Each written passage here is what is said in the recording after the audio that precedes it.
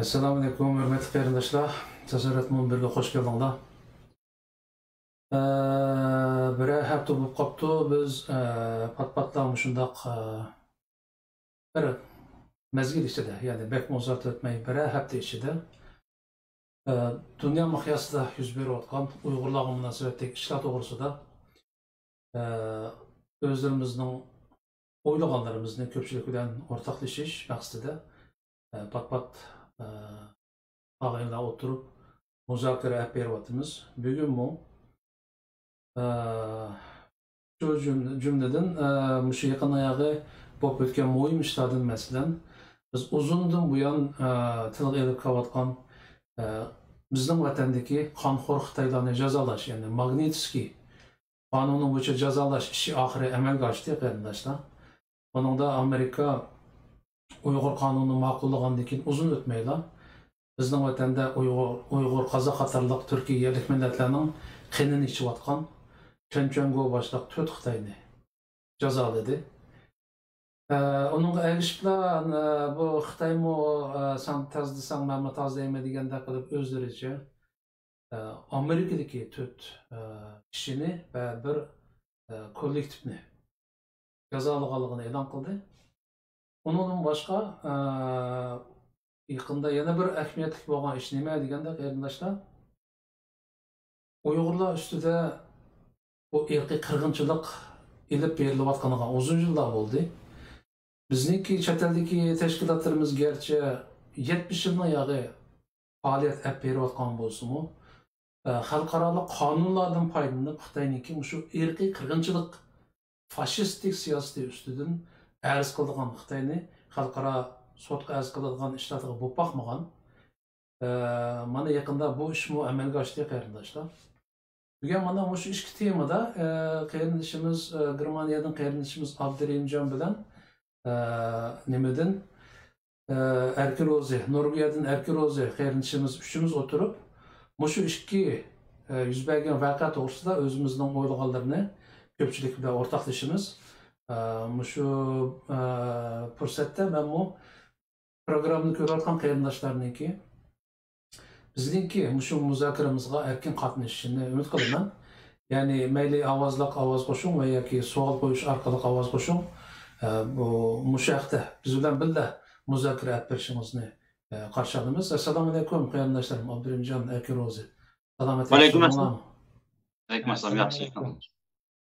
Xeyli vaqt görüşmekle qarindoshlar, shundoq biz gerçi öyle sonluq oturup qalgan bolsaqmı, Uyghur vaziyetida hozir dunyo miqyosida mustaq kundan kunga yangiliklar barliqqa o'tadi. Bo'libmi shu Uyghur qonuni to'g'riliq uzun paranglashgandik. Xalqimizmi uzun yillar buning gapini qilgan. O qonun amallanishib yo'l qo'yilgandan keyin uzun o'tmaylar mana vatanimizda xalqimizning qinini ichayotgan 4 faşist Xitay üstüden Magnitski kanunu əməlləşdi. Yani Amerika hükümeti bu 4 Xitayni Magnitski kanunu boyunca cəzalaşdığını rəsmi elan qıldı. Bunlar bizning vatanda qon içiyotgan eng cho'ng jallat Çençengo degan Xitay. Onundan başqa Uyg'urning osh tuzini yeb, Uyg'urning qo'ynida cho'ng'ilgan, dehqonning qo'ynina kirib olgan zaharli yılan Zhuhaylin degan Xitay. Bundan başqa atalmış cemaat xavfsizligiga munosabatlik ikki Xitoyning rahbari, biri Wang Mingshan, yana birisi Huo Liujun deydigan shu ikki Xitoy ikkisi qo'shilib 4 Xitoy Magnitski qonuni bo'yicha jazolandi. Ya'ni Amerikaniki tushuntirishida bularning jazolanishining konkret mazmuni nima deganda, bularningki shu Amerikadagi barliq bisatını to'g'nitish. Onundan başqa bularniki Amerika kirishini cheklash. Agar qo'lida viza bo'lgan bo'lsa, u vizasini to'g'nitish. Ularla qolib qolmay, bularning bevosita tuqqanlari, urug' tuqqanlariniki bisatlar bo'lsa, uni to'g'nitish, ularni Amerika kirgizmaslik va hatto bular bilan hamkorlashgan har qanday shaxs va shirkatlarniki bisatlarını to'g'nitish, iqtisodiy jazo, embargo qilish. Shunday bir jazo qo'llandi. Endi bu ish bo'lgandan keyin xalqimiz orasida Yana qo'l boshlandi. Ya'ni bu to'rt Xitoyning qanchalik mol-mulki bordi Amerikada. Va yoki bularga chetiqliq mayli urug' tuqqanlar bo'lsin, do'st yaranlar bo'lsin, hamkorlashuvchilar bo'lsin, ularning qanchalik mol-mulki bordi Amerikada. Ular hammasi jazolansa, bularga qattiq zarba bo'lamdi, bo'lmamdi.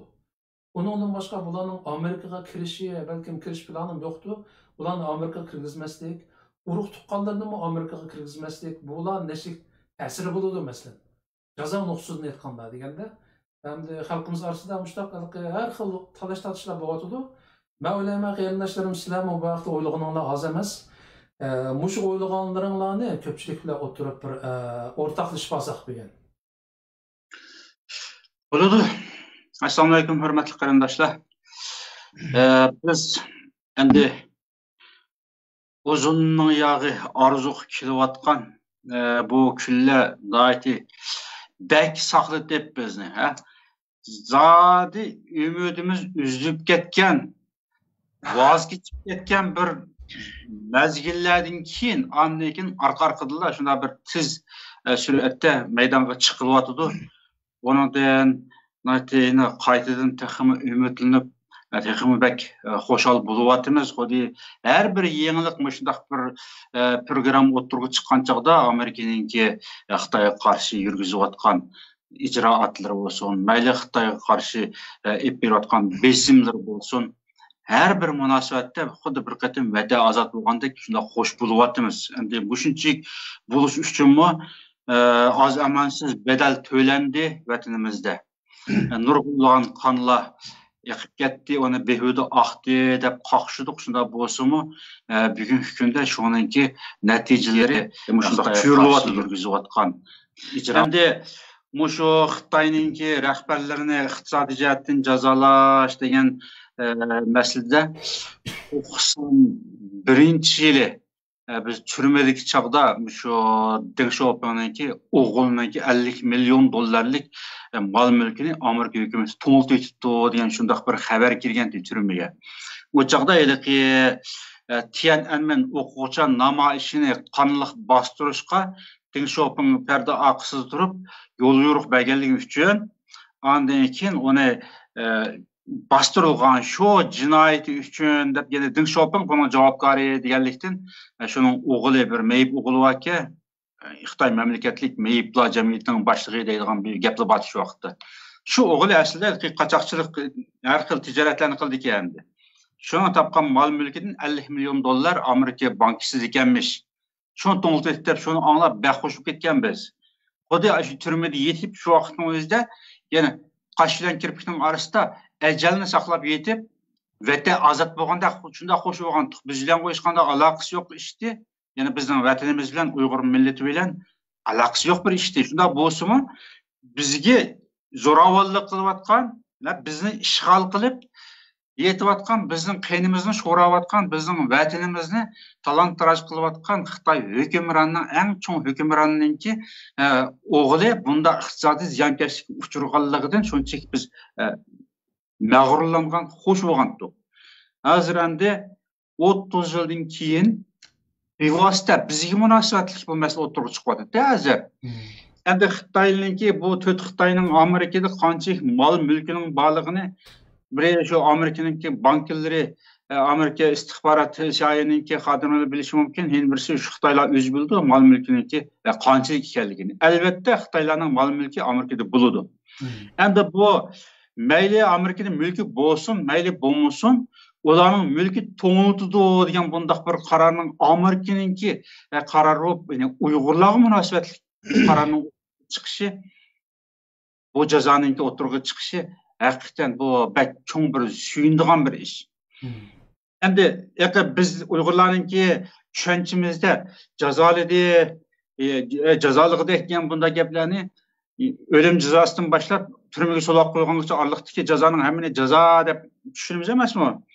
Endi Uyg'urlar qo'yib nurg'unlagan Uyg'urlar, ya'ni xalqimiz vatan ichi sirtida bo'lsin, Amerika hukumati Xitoy amaldorlariga jazo yurgizgan Magnitskiy qonuni bilan jazo qilgan esa xuddi tutib olib Amerikan turmasiga solaq qo'ygandek manda bir tasavvur qilib qolgan ishlarmi bor. Yani bu yine to'rt Xitoyninki mol mulkiga Amerikadagi mal mulkini to'ng'iltirgan jazo nima qildi buni qarorni ma'qulladi degandan keyin ba'zi az bo'lmagan qarindoshlar yani shu nimalarda ijtimoiy uchur vositalarida voy nima qildik deb shunda qo'shaloq so'raydigan gap mal mulkini to'ng'iltirdik ya'ni Amerikadagi mulkini to'ng'iltirdik va chaqilqishgan deblar lassitib mandaq bir kayfiyatlar bor. Yani nima deganda jazo degandan keyin Xitoy bizni irqiy qirg'inchilik yurgizib bizni yo'qotayotgan chog'da Amerika bizga ega bo'lib bu Xitoy jallodlarga jazo ijro qilgan bo'lgandan keyin uni qo'li tutib olib Amerikada so'layotgandek bir xil hissiyotning o'zini yiqib qolganda shunga mashg'ul bo'lib qoldi ekan kayfiyatga. Qarab yiqib chaqilishgan vaqtda baribir Amerika qolmaydi. Amerikada Xitoyning mulki yo'qdi, yo'q bo'lib qolsin boshqa bir Xitoyninki, ya'ni jadi jamoatlarninki, bunda Amerikani tep chiqarmagan birisininki qo'li bilan qilayotgan ya bir g'olchilarninki igidorchiligida pulni saqlayotgan deydigan har xil nimalar inkoslar o'tirib tushdi. Ammo qandaqli bo'lmasin, Amerika davlati Xitoy amaldorlarininki üstün yani bizga bevosita munosabatlik bizga jazo yurgizayotgan jallodlarning ustidan bunday bir siyosatni qonunni o'tiroqishi ya'ni qarorni o'tiroqib ya'ni ijroat qo'yishning o'zi bu haqiqatan cho'ng gap bo'libmi Xitoy innovativ bo'lmagan bilan Xitoyninki bizning oldimizda Xitoyning innovativ bo'lmagan bilan Xitoylar o'ziga nisbatan o'zi nihoyatda bak mag'rur dunyoga iqtisod bilan kuch bilan dunyoga ta'sir ko'rsatyapmiz. Bütün dünya bizning og'zimizga, bizning qo'limizga qarayotdi deb o'zini shunda innovativ his qildi Xitoylar. Yana birisi dunyodagi yuzlagan davlatlar Xitoyga hurmat qildi. Xitoy bak cho'ng, bak kuchli, nihoyatda 5000 yillik madaniyatga ega, bak isl millat deb hozir yangidan o'tirib chiqayotgan davlatlar, Xitoy iqtisodiyotdan bekinib qilayotgan kambag'al davlatlar haqiqatan Xitoyni cho'ng biladi. Bunday bir vaziyatning o'zida Xitoyning shu sen Xitoyning shu Uyg'urlarga zulm saqlanligi uchun seni jazolayapmiz biz. Mal mulkini to'ng'iltyapmiz. Amerika davlatimizga seni dashatmaymiz deganning o'zidan bir Xitoyning o'zi ig'ir bir psixik bir hujumga uchraydi, buna zarbaga uchraydi. Xuddi shu turmaga solayotgandek, kallasini uzayotgandek, mal mulkini to'liq tatib bo'lgandek Manda innovativ butunlay tushunadi, rasvo bo'lib ketgandek, manda his qilib, psixik jihatdan ig'ir zarbaga uchraydi. Yana birisi Xitoyparast davlat va Xitoyparast millatlarningki bir qatam nuqulsi elindi. Voy, Uyg'ur degandan cho'nqa qo'shmamdi. Uyg'ur qimmatli bir millat qo'shmamdi. Mush Uyg'ur xalqini ko'ziga ilmay biz Xitoyni Xitoy taraf turayotganmiz Xitoyni qo'llab, mana endi Amerikaga qo'pib Uyg'urlarni yine kun tartibga akib turib Xitoyning ustidan jazo yurgizadi deb bunda boshqa bir silkinish paydo bo'ldi. Buniki qimmatlari, yana bizga keltirilgan qimmatlari yomon jiq. Men hozircha to'g'riliq shuncha so'zlab turay. Rahmat qarindoshlar. Assalomu alaykum. Butun dunyodagi barliq vatan sevgan Uyg'ur qarindoshlar, ham Uyg'ur tilida tushunadigan barliq qarindoshlarimiz. Men o'zimning bu vaqtda bilganlarimni ozroq bir so'zlasam to'g'ri bo'ladi deb qarayman. Meningki ma'u 4 Xitoyninki masalan Magnitskiy qonuni bo'yicha jazolash degan o'lcham bo'yicha buningga hozirgidek bir kesim e'lon qilishi bu millatimizga yetgan vaqtning o'zida nihoyat bir xo'shallanarlik ish. Asli bu ishlar masalan bundan burun bo'lingan bo'lgan bo'lsa, bizningki endi bu yerda xulos gap mening demoqchi o'g'lim, mushu 4 Xitoyga nima uchun Amerika hukumati Magnitskiy qonuni bo'yicha jazolaymiz degan o'lcham muhim bu yerda. Chunki bu Xitoylar boshqa ishlar uchun emas, vatanimizda tipik Uyg'urlarga qilayotgan erkiy qirg'inchilik jinoyati ep bo'lganligi uchun, ya'ni Uyg'ur qonunida bekitilgan va u boshqa insonlar guvohlik berilgan o'lchamlarga asosan, faktlarga asosan bu 4 Xitoyning vatanimizda 1 milliondan 3 million qadar, hatto 5 million qadar Uyg'urlarni hozirgi jazo kampiga akirib olishi, ishki organlarini setishi, veya ki başka insanlık yapmaydigan insaniyet karşı cinayet bunu kıskatıp bu genocide erki kırgınçılık cinayeti hep bağlılığı üçün bunun üstüne ceza elan kılındı. Hem bu yerde şu arkalık ben şunda deymen ki bütün dünyadaki milletimizge, izleyen halkımızga, Uygur qarindaşlarımız deydiğen yerim şu ki milletimni tebrikleymen. Milletim tuncu kata bunun keyin mesela Andreas Zinesmi oturup koydu. Hazır dünyanın hem yeri karşısına genocide, erki kırgınçılık uçurgan millet bulup cümleden Uygur halkı dünyaya tuğnuldu. Demek ki bu yerde Amerikalı emas dünyaya muşundaq tuğnulganlıqның özü bütün dünyanın Xitayga nispeten başka gözle qaraydiganlığının bu eniq ispatı. Endi benim düşüngənim boyunca bu yerde 4 Xitayga viz çeklimizin qoyulup bu yerde mal mülkini çekleşli meselesi emas. Bu yerde cinayetinin karakteri bekitildi en avval. Bu mal mülkini çekleş, viza başka mesele menimce bu en teve usul ulağa verilgen agahlandırış.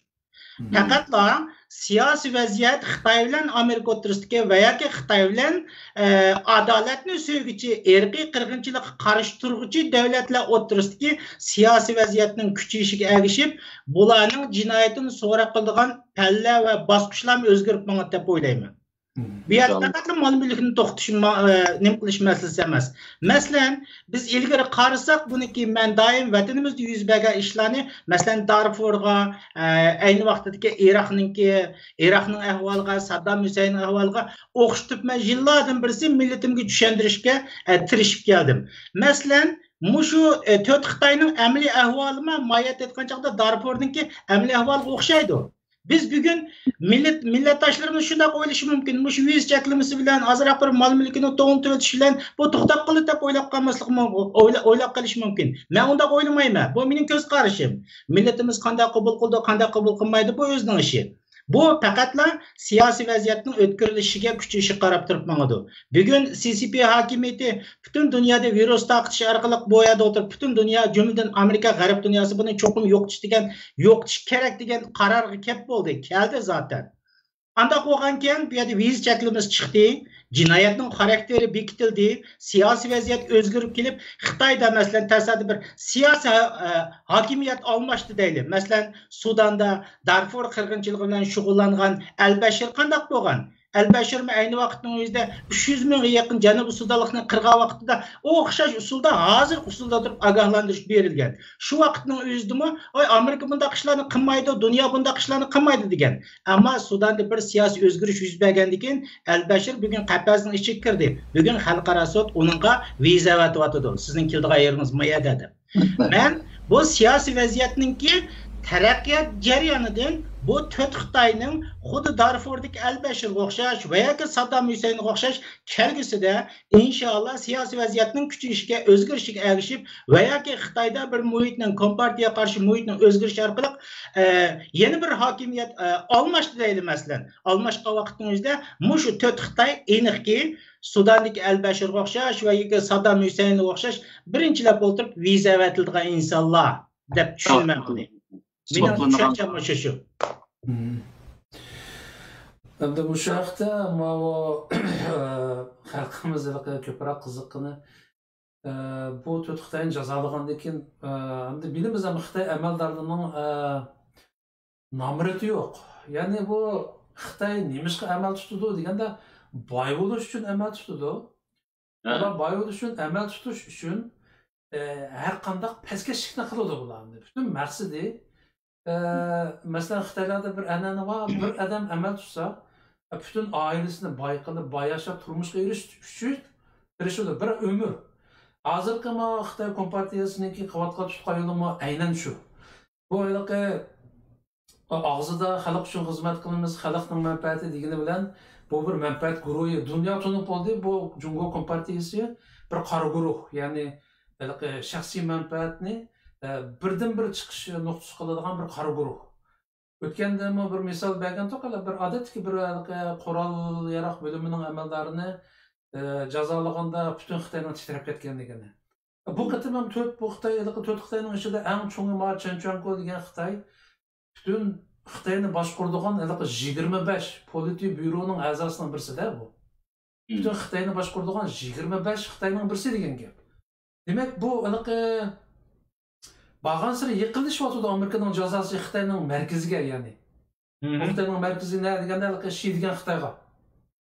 Nima deganda bu o'tganda New Yorkniki 400 necha betlik oshkor bo'lgan maxfiy hujjatida bu Şi Xitoyniki shu bizning vatandagi irqiy qirg'inchilikqa bevosita buyruq tushaganligi va bevosita yetakchilik qilganligini isbotlagandi.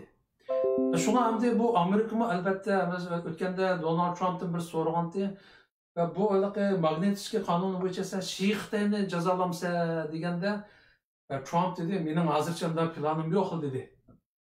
Ammo siyosatchilarniki siyosatni bilamiz, taktikasini asta-asta atrofidan qo'shib akilib, yaqinda diqqat qilsanglar, shu Hong Kong masalasida jazolanadigan Xitoylarning tarkibida ikki Xitoy, muhim Xitoylar qilindi. Birisi Wang Yang degan Xitoy, bu 7 Changweining birisi, 7 doimiy a'zoning birisi, yana birisi Hanjing degan Xitoy. Umu 7 şu Xitoyni boshqaradigan 7 doimiy komitet a'zosining birisida. Bunun içinde Hanjing deganniki birisiniki shu Amerikaning o'zida 3 milyard 100 milyondan ortiq mulki borligi isbotlangan ki. 3 milyard 100 milyon dollar degan u nurg'un gap. Bu Wang Yang degan Xitoyniki qanchaligi uni emas. Hozir shunga shu pul masalasi kelganda Uyg'urlar ichida bir g'ulg'ul bo'yatida halqa Chanchango degan Xitoy balkim o kadar boy olmas, balkim uzun yillar oldi masalan Magnitskiy qonuni bilan Chanchango'ni jazolaymiz degili 3 yil bo'ldi. 3 yilning yog'i bu ish endi amalga oshdi. Shu 3 yil jarayonida bu Xitoy puli bo'lsa-mu bir nimalarni qilib jo'shtirib o'tgandi buni. Amerika endi bu Magnitskiyni yo'l qo'ysa Xitoyning pulini tuta olmaydi degan bir gaplar bor-da. Ammo bu yoqda ben bu izini baktım, münasebetlik materyallarını okup baktım. Amerika mı ötemez ki? Çin Xitay mı Amerika'daki 100 milyon dolardan artık besatı var. Xitay emeldarlar Katar'a kirdi ki. Bu Xitay elbette uxlap yatmadı. Özünün pulu namıda pul koymaydı tabii. Xotununun aşnısının namı da ya kızının aşnısının namını koyuş mümkün de. Ama dünyadaki en güçlü istihbarat kim?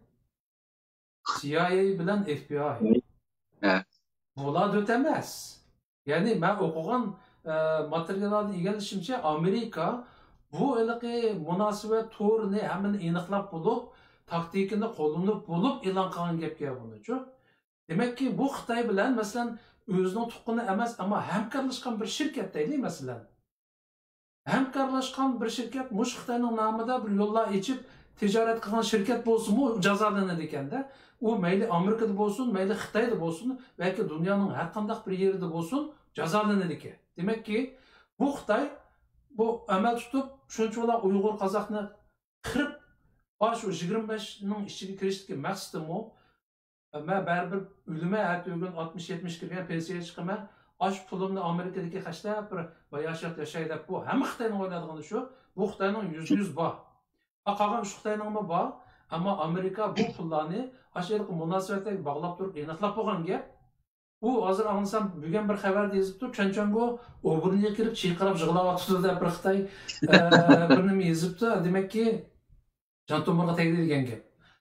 Buningdan muhimi bizning vatanda qarindoshlar diqqat qilsanglar iqtisodiy manfaat u qadar yuqori emas.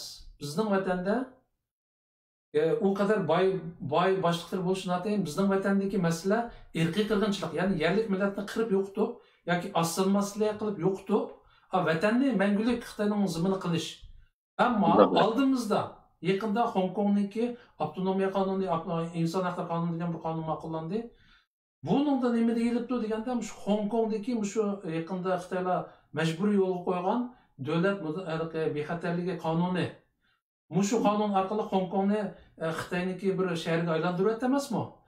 Mushu ishda qo'li va Xitoylarni mushu 4 Xitoyni jazolagan o'xshash jazolash degan bir gap bor. Bu tizimlikni anglasak, tayyorlab bo'pti Amerika. Tunugun Pompeo'ning degan gapida biz bir qadar ismliklarni e'lon qilamiz dedi. Shunlashqa hozir men o'qigan maqolalarda deyilishicha, 4 Xitoyni e'lon qilishi bu bir signal dedi yani. Tunji qadam bir signal. Ammo shu iqtisodiy jazo orqali chiyqiritish aldığımızda keledi. Yani bayatılga angandek Wang Yang, Hanjing degan o'xshash 7 doimiy a'zoninki tizimliklar bor bir tizimlik e'lon qilganda ularning puli, ularning bisoti tonnalab hisoblanadi ekanda Amerikada. Şoňlaşqa tunji qadamni Uyg'urlarni bostırgan qonxo'rlarning tizimligidan boshladi, ammo ikkinchi, uchinchi qadamda e'lon qilinadiganlar Xitoyni haqiqiy chiqirtidi degan narsani bugun o'qidim-da. Demakki, bu ish Xitoyni hozirgacha diqqat qilsanglar Amerika uzun yillarning yog'i bu gap bo'lindi, ammo ishga oshmaganti.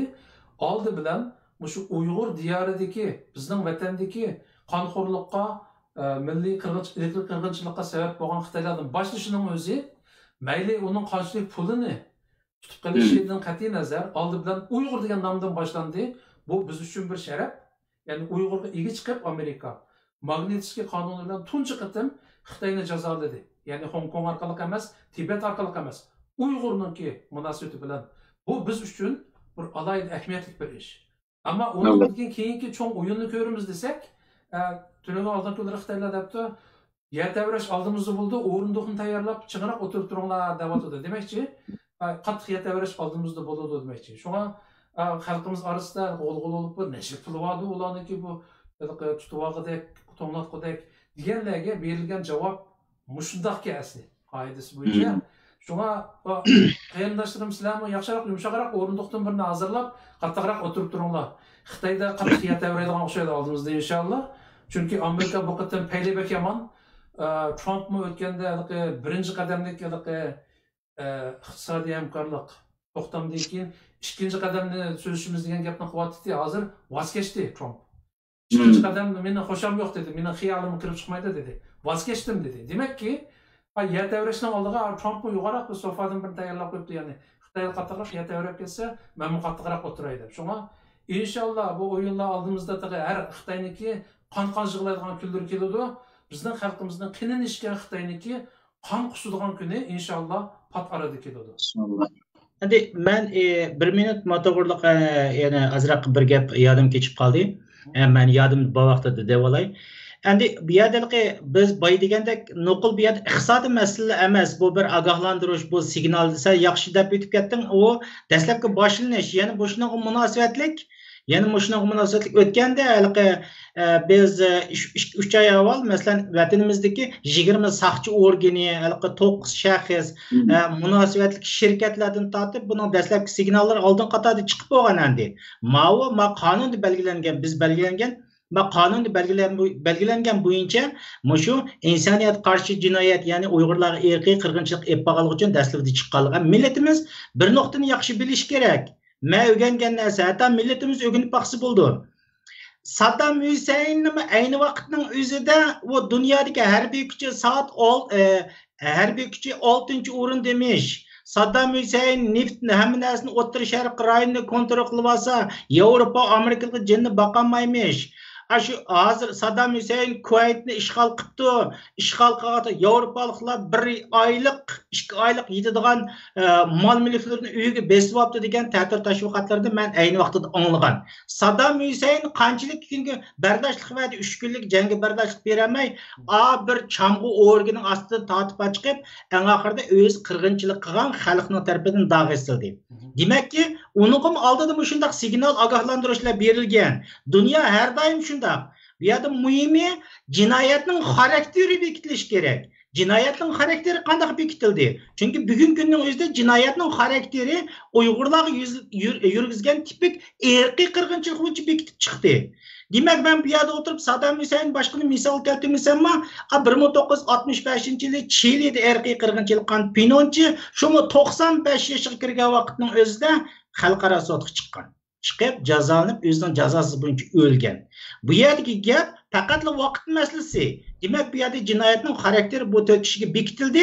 Bekitilgandan keyin bu insonlarning inshaalloh kelgusida %100 xuddi öğrenmedi degan Saddam Hüseyin va yoki boshqalarga o'xshash bu insonlar shu xalqaro sudning ostiga keldi, bu ishlarga chiqdi endi. Muhimi millatimiz shuni bilish kerakki, bizning da'voyimiz burundan tortib millatimiz qirilgandan keyin, qirilayotgandan keyin 46 qatorliq atomda o'layotgandan har bir qadam, har bir minut sekund ichida topalaydigan imkoniyatlar bo'yicha bu millatni qirib yo'qotish bo'yicha olib borgan bu Hilmekir strategiyasi bugun xalqaro sahnaga chiqdi. Bu faqatla 3-5 million 5 million insonlarni jazo lageriga elib olganlik masalasi emas.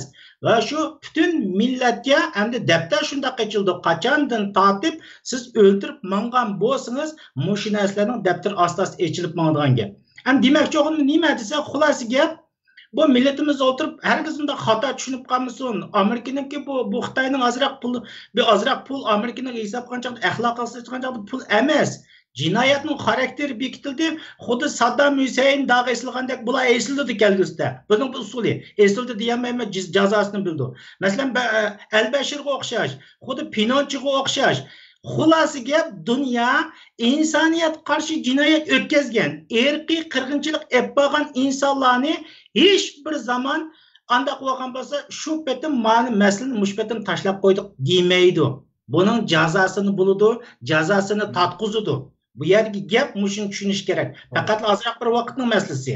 Ammo mushu 4 kishidan boshlab hamda Xitoy Kommunistik partiyasining ichida masalan Falun Gonglar qanchalik irqiy qirg'inchilik qilib bordi, yana boshqa har turli jinoyatlar chiqadi. Meniki ma maslaga deydigan yerim, mening haqiqatan qo'shalman.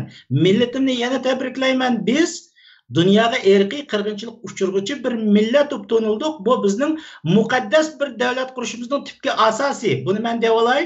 Çünkü dünyanın yüzde Kosovo qarab baqsın, Bosniya qarab baqsın, her qanday da Sharq Temur qarab baqsın, irqiy qirg'inchilik uchirgan millat hech qachon irqiy qirg'inchilik qiluvchi millatlar birga yashamaydi.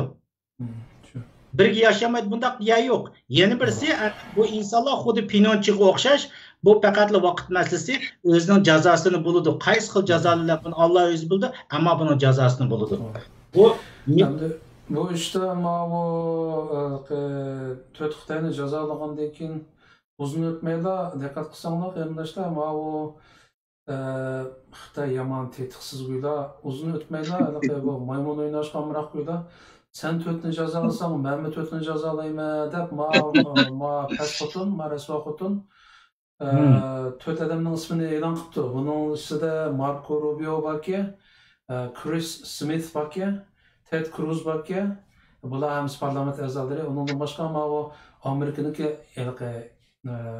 diniy erkinlik ishlarga saylagan bir elchisi bor, Sam Brownback degan. Mush 4 odamni va Amerika parlamentiniki Xitoy ishlari komitetini, buning ichida Marco Rubio va Chris Smith bor.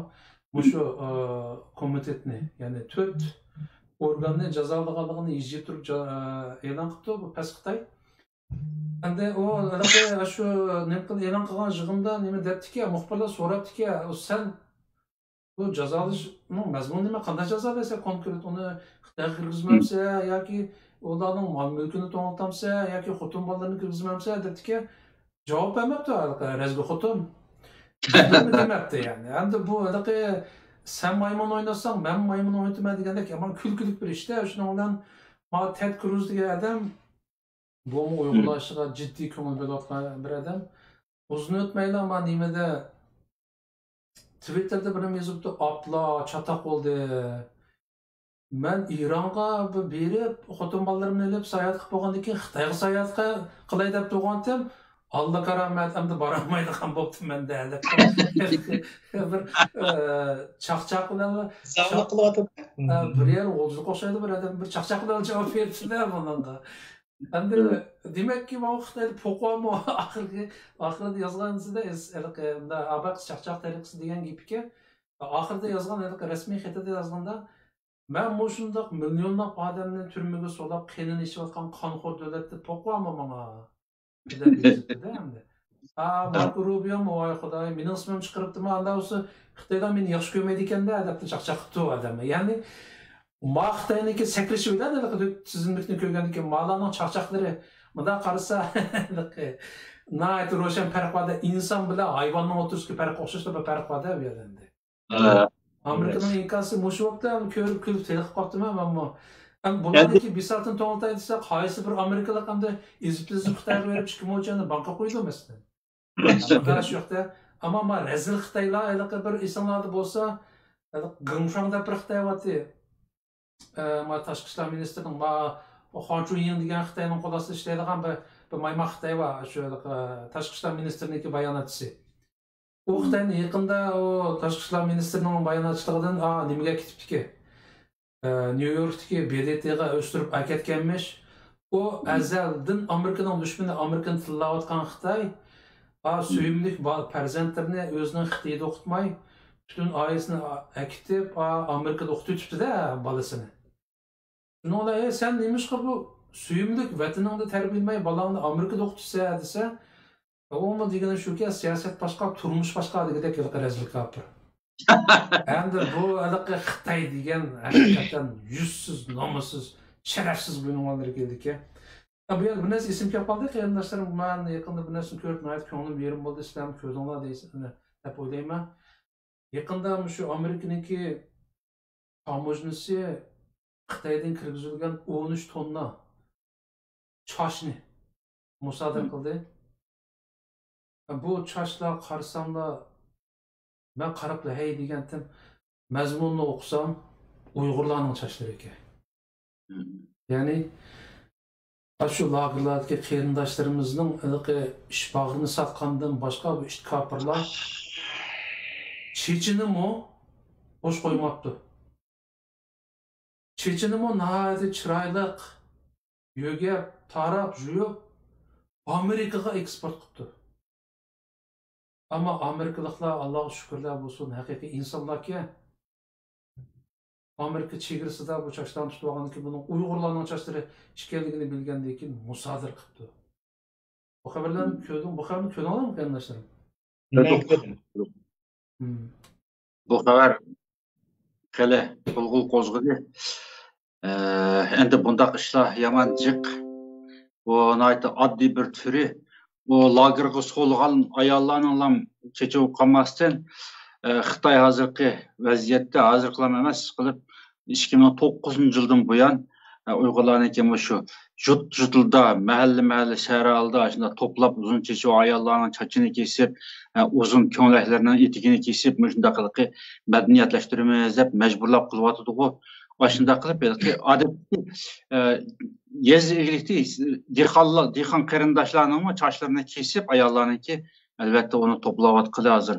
Onun neçilik ketkendense ondan burun qancha çaşlarını, qancha tonna çaşlarını dünyanın her yapıp sattı. O Xitoyning o'ziga ma'lum. Ama bu qitim şu Uyg'urlarniki irqiy qirg'inchilik programmasi masalalar o'tirib chiqqandan keyin har tarafdan diqqat qilib hozir bo'lib Amerika.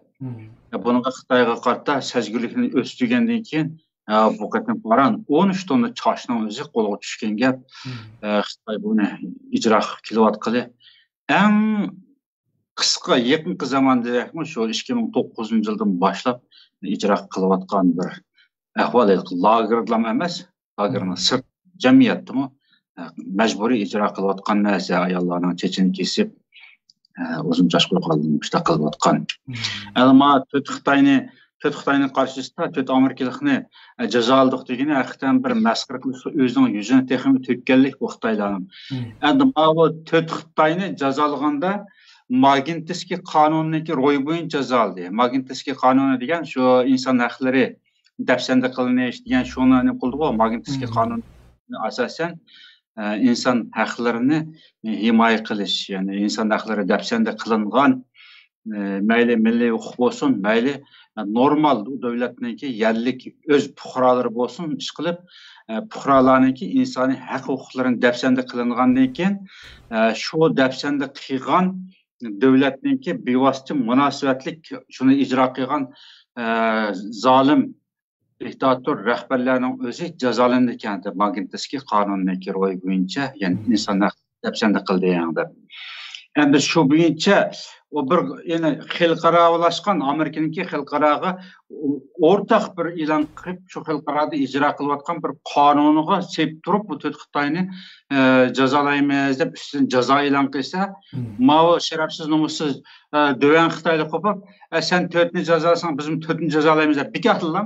Ya o qonunning mazmuni yo'q, Biz Mundaq bir xalqaro qonunninki, ya'ni davlatimizning xalqaroga qartilgan qonun prinsiplarining buni moddasiga asosan munosabatlik muncha adam jazolaymiz demasdilar. Odil abrıpla Uygurlarning ishiga naytib qo'l tiqib qattiq aralashayotgan amaldorlarni jazolaymiz degan bir mas'uliyatlarni o'zining yuzini tikilgan narsa bu Xitoyniki mundaqcha aytgancha. Xitoy shuni qildi endi. Xitoy ya'niki mushunchalik endi-da bu Xitoylarga yelganlikni bir tarafdan yelganlikni ishlatganlar, yana bir tarafdan qatqa ishni qamlashtirolmaydi Xitoylar. Shunchalik darajadagi shunchalik dördünü bir tarafdan aytgancha. Shunday. Hadi Mao kechiringlar Mao talada sovuqda ishlab bazoqda. Hadi men o'zimniki Abdurimjonning gapini aralab ketdimmi qandaq gapingiz? Yo'q, Abdurimjon so'zlab qoldi, gap qilaver. Ama çaş meselesi kelsek milletimiz biz bunu mesela bu Amerika'nın əməldarları mesela 2. Dünya Uğruşu'nunki Yahudilerin qırğın qılınış əhvallarını yaxşı bildiğin Amerikalılar mesela bizim meselemiz kelgan vaqtida mesela şu irqiy qırğınçılıqni tunji qatta guvohlik bergan isbotlar bilan guvohlik bergan Andrian Zinistek insanlarning masalan yig'inlaridan biz har jihatlardan shu vaziyatlarni bilalaydigan insonlar nurg'ulg'an Yahudilarninki masalan mushuni irqiy qirg'inchilik deb shular oldida boshlab berishi buning endi buningki bir ifodalari. Endi bu men demoqchi o'qinim mayada gapimni unutib qolmasdan men Zinisga rahmat demoqchida endi. Endi ma 13 tonna chashna dunyoga yo'llashchi qarindoshlar. Ayni vaqtda natsistlarning Yahudilarni akirgan vaqtning o'zida ashlardan shunday qilgan. Natsistlarning bugun Xitoy hokimiyatining tutayotgan yo'li ash natsistlarningki Hitler Germaniyasiningki natsistlarning tutayotganlar ayni o'xshash usul. Natsistlarning xabaringlarda bordi, ash lagerdagi insonlarning chashlaridan tortib hammasini dunyoga pul qilib setib, yana ashlarning o'ltiga insonlarning so'pi ishlab turib dunyoga taqatgan. Hatta o'zlariga taqtib bergan. Xudoyim bizga u kunni samasin, balkim yamanning kelgan vaqtimizda biz Uyg'urlarni shunday qilib deb o'ylayman. Xitoy hokimiyati dunyoni kamsitish uchun dünyani aşında qilish uchun bugun Chechenizni yo'lladik Uyg'urninki tashqi dunyoga.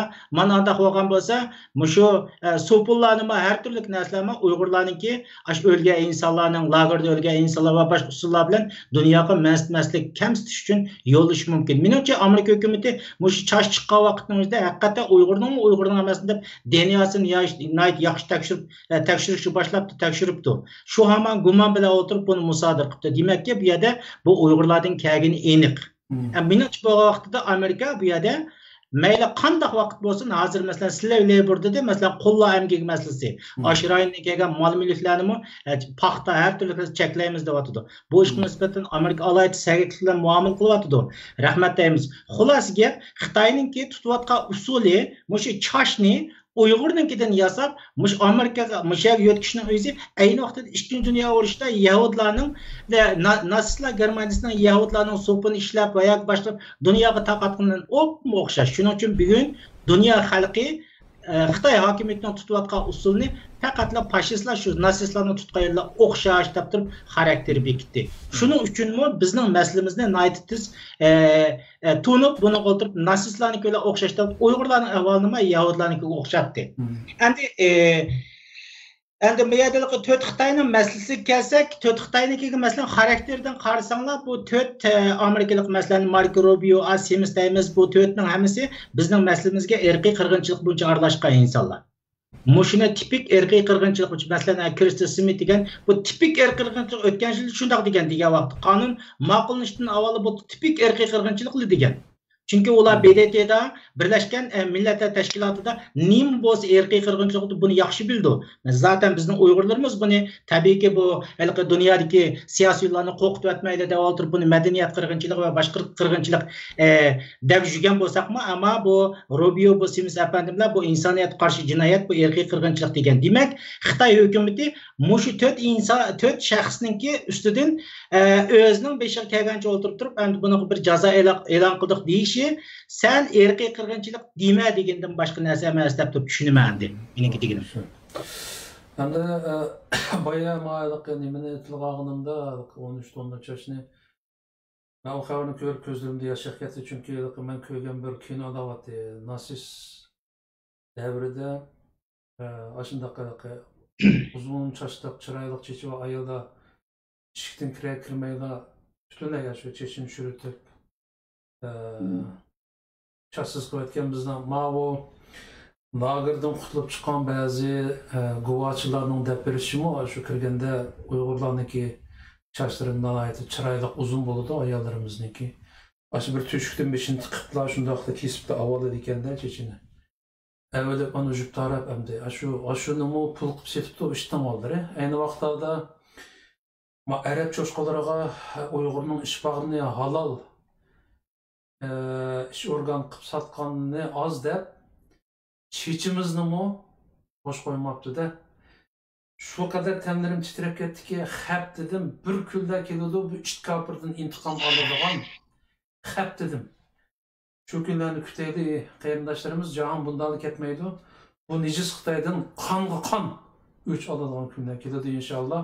Endi shu chog'dan nimalarni qilib o'taman deyman. Shu kunni ko'rimiz, kutimiz oz qoldi inshaalloh.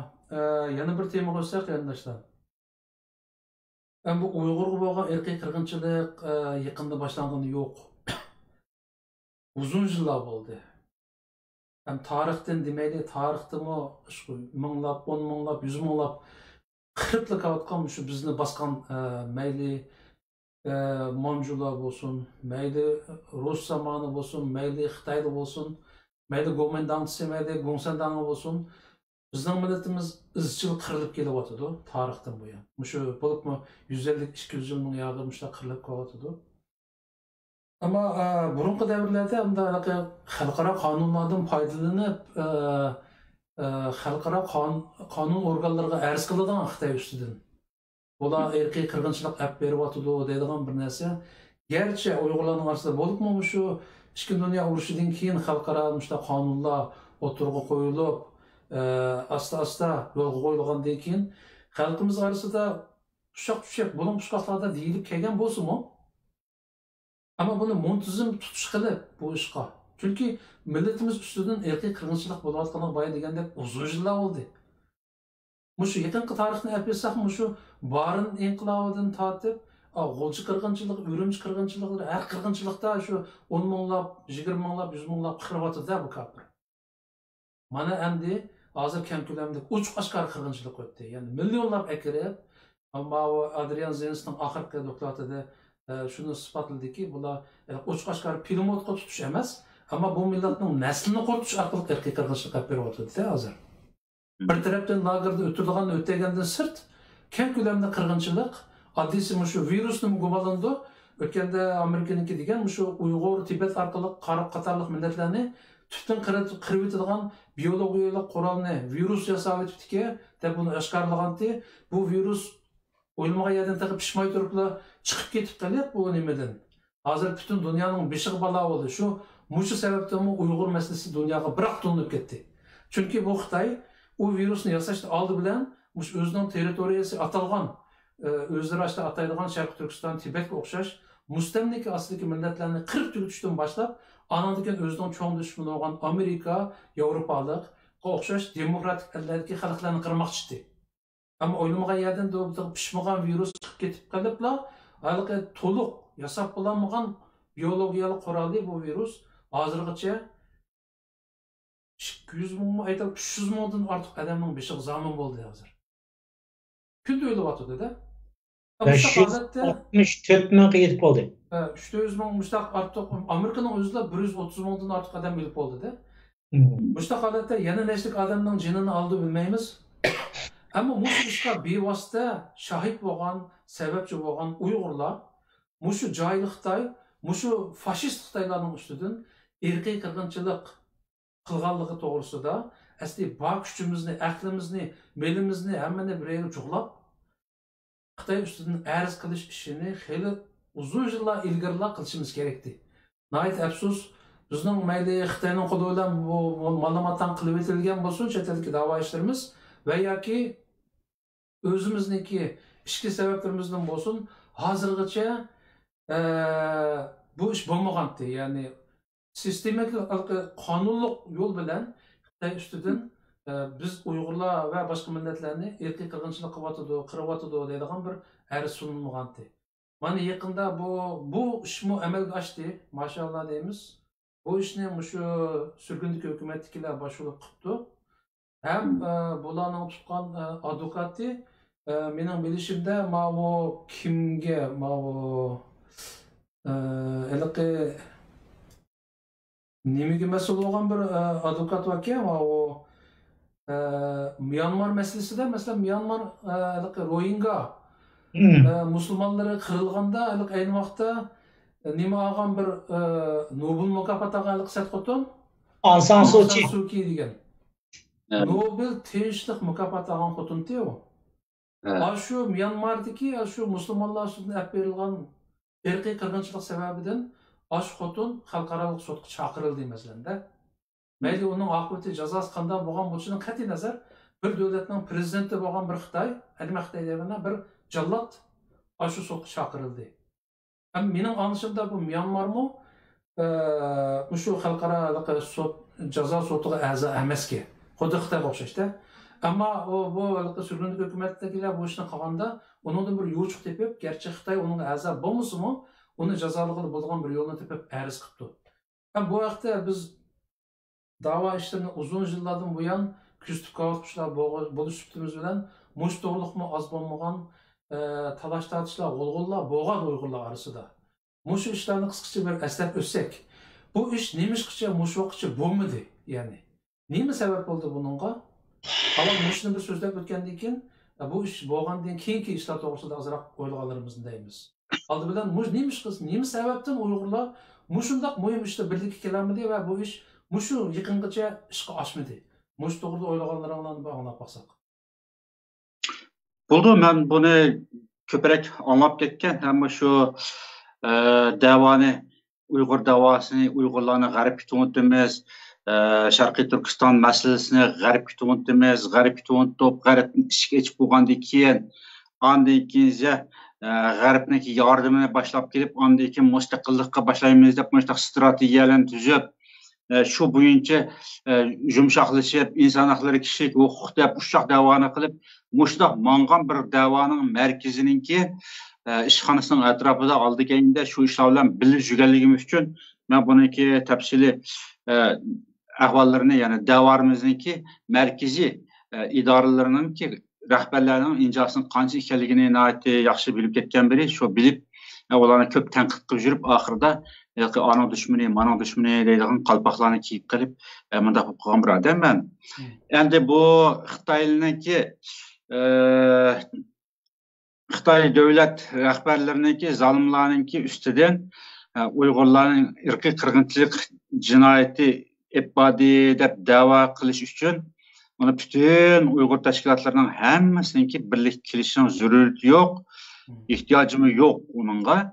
Faqat tunulgan teşkilat, merkezi teşkilatın birisi oturuğa çıkıp, hazır hem de sürgünlük hükümetindeki baş ministeri Salih Xudayar'ın özü şu işini kırptı.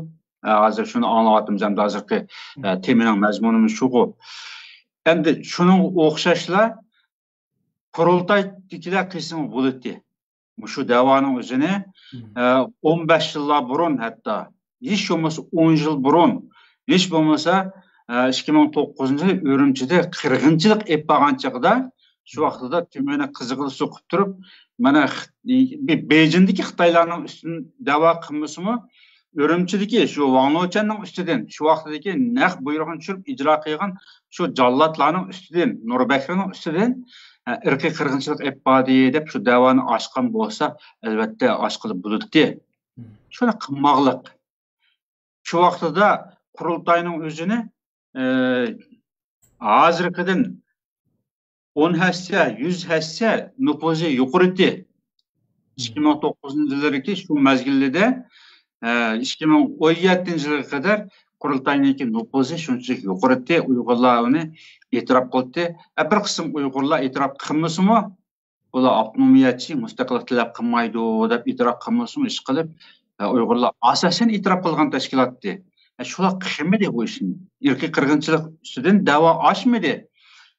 G'arb qarta da'vo qilib, biz o'zimizningki inson haqlari dafsanda qilinayotgan, kishilik huquq, kundalik huquqlarimizni dafsanda qilayotgan ishni to'ntib yurib, g'arbning ishini echib olib, ondan keyin g'arbning kuchini bizga qartimiz Xitoyga qarshi qo'llanamiz deb ishni boshlab, shunchalik ishlar ejilib bo'lgandan keyinmi, hatto Yevropa parlamenti nurg'un qatim bularni chaqirib, biz nima qilib bera olamiz sizlarga desa, yana deydigan gap o'xshashlar. Oldingi qatimki degan gapmi shu, oldingi yil degan gapmi shu, 5 yil burun degan gapmi shu. Xitoylar 5-chi emgakda bizning yoshlarimiz ichkiriga olib ketib bordi. Ichkiridan Xitoylarni bizning vatanimizga ko'chma o'tkab, nupus tamponi buzatdi, mashinaning oldini olib tashlanglar. Ondan keyin ro'za tutib qo'ymayapti, namoz o'qib qo'ymayapti. Va hokazo deb shunday kundalik davoni davrib huquqlarimiz zeriktirib atqandi.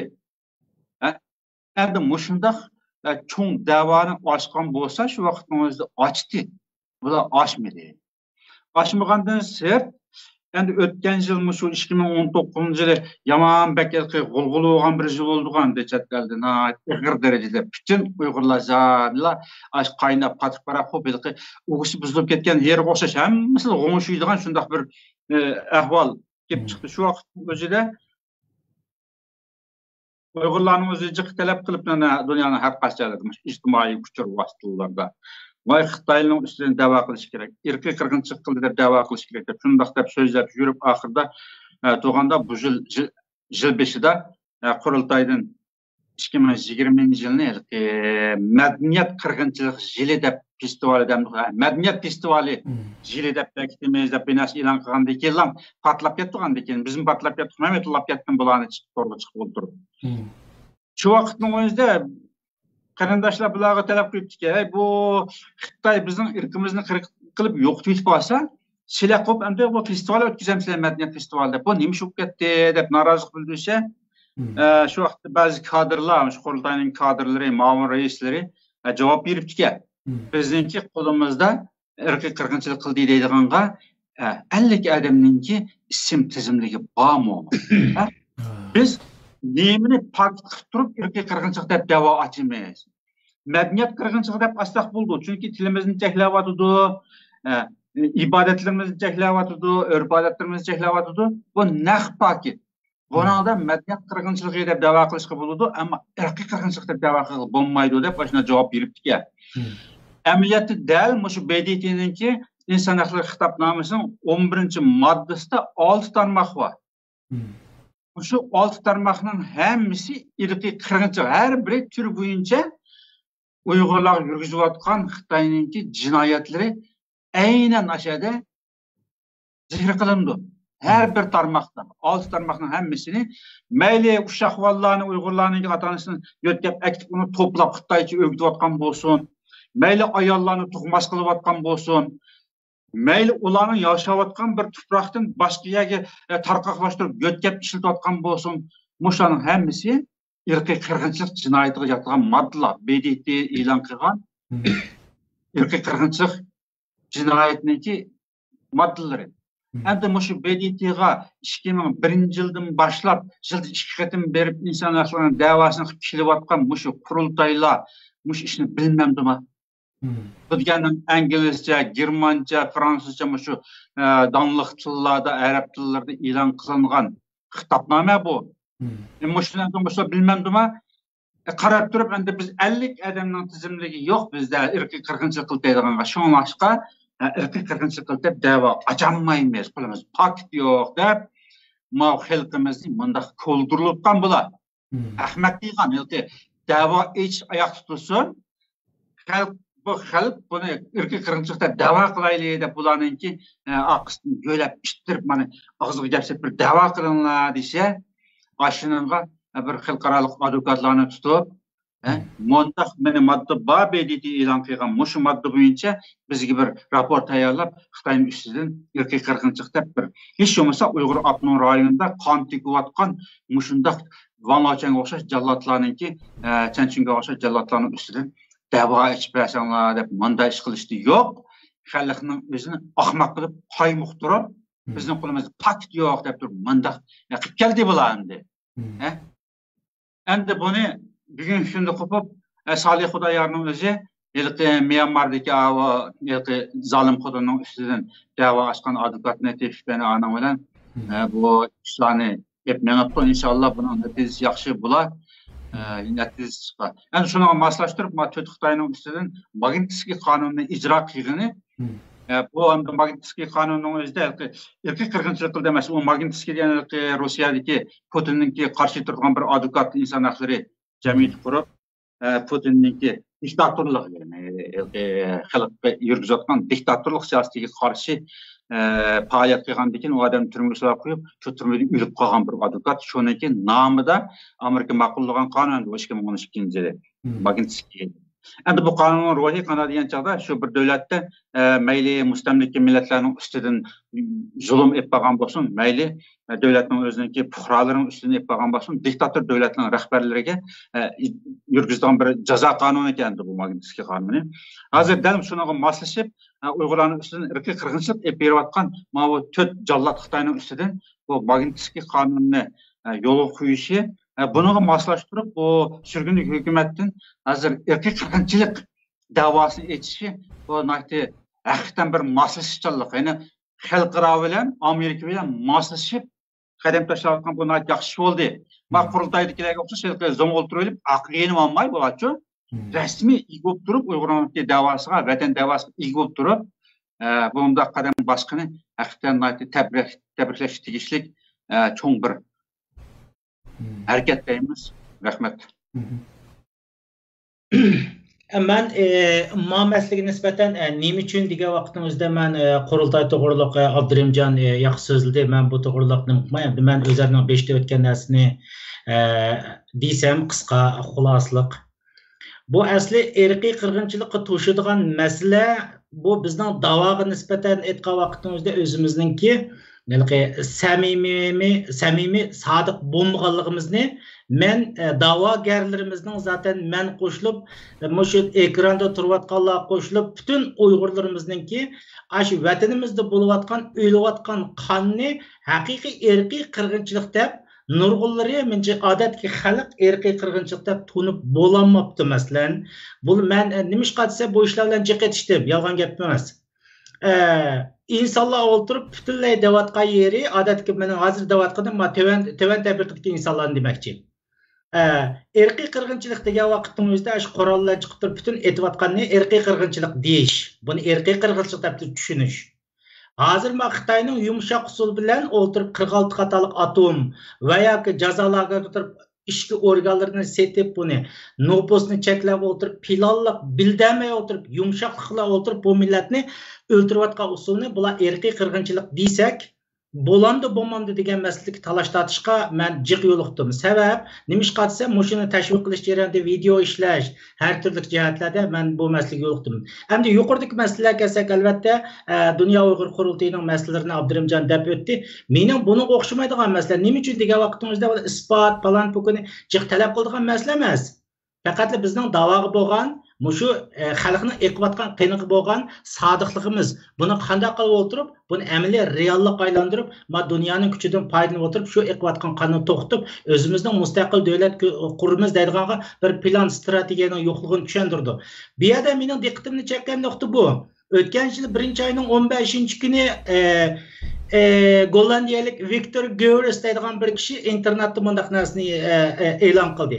2,5 milyon Uyg'urning ya da musulmonning deb olgan, musulmonningki internet cyber expert endi. Bu 2,5 milyon musulmonningki bu internet kamp yetayotgan bu tizimligini tushirib, bu dunyoga jakalaydi.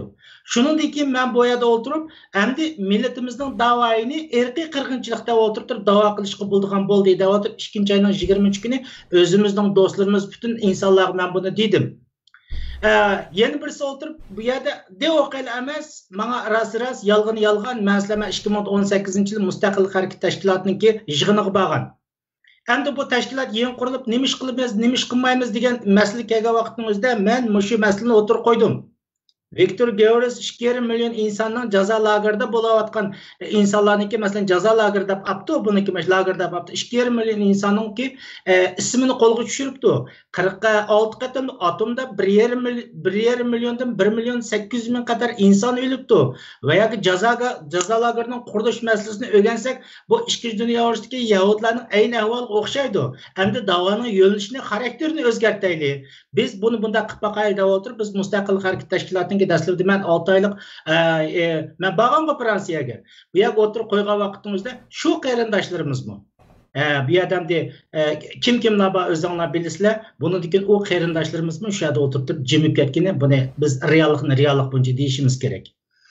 Endi men yana bu yo'liqqan masalada men jiq insonlar bilan ko'rishdim. Masalan, Devoqning odamlari bo'lsin, Rabiya xonim bo'lsin va yoki boshqa da'vogarlar bo'lsin, mushuni zodi irqiy qirg'inchilik deb ep berishga bo'lamdi, bo'lmamdi degan vaqtimizda dastlabki bosqichning o'zida hammasining bergan fikri qandoq desa, bu irqiy qirg'inchilik deb o'tirib dunyoni qo'rqitib o'tmayli degan narsa chiqdi.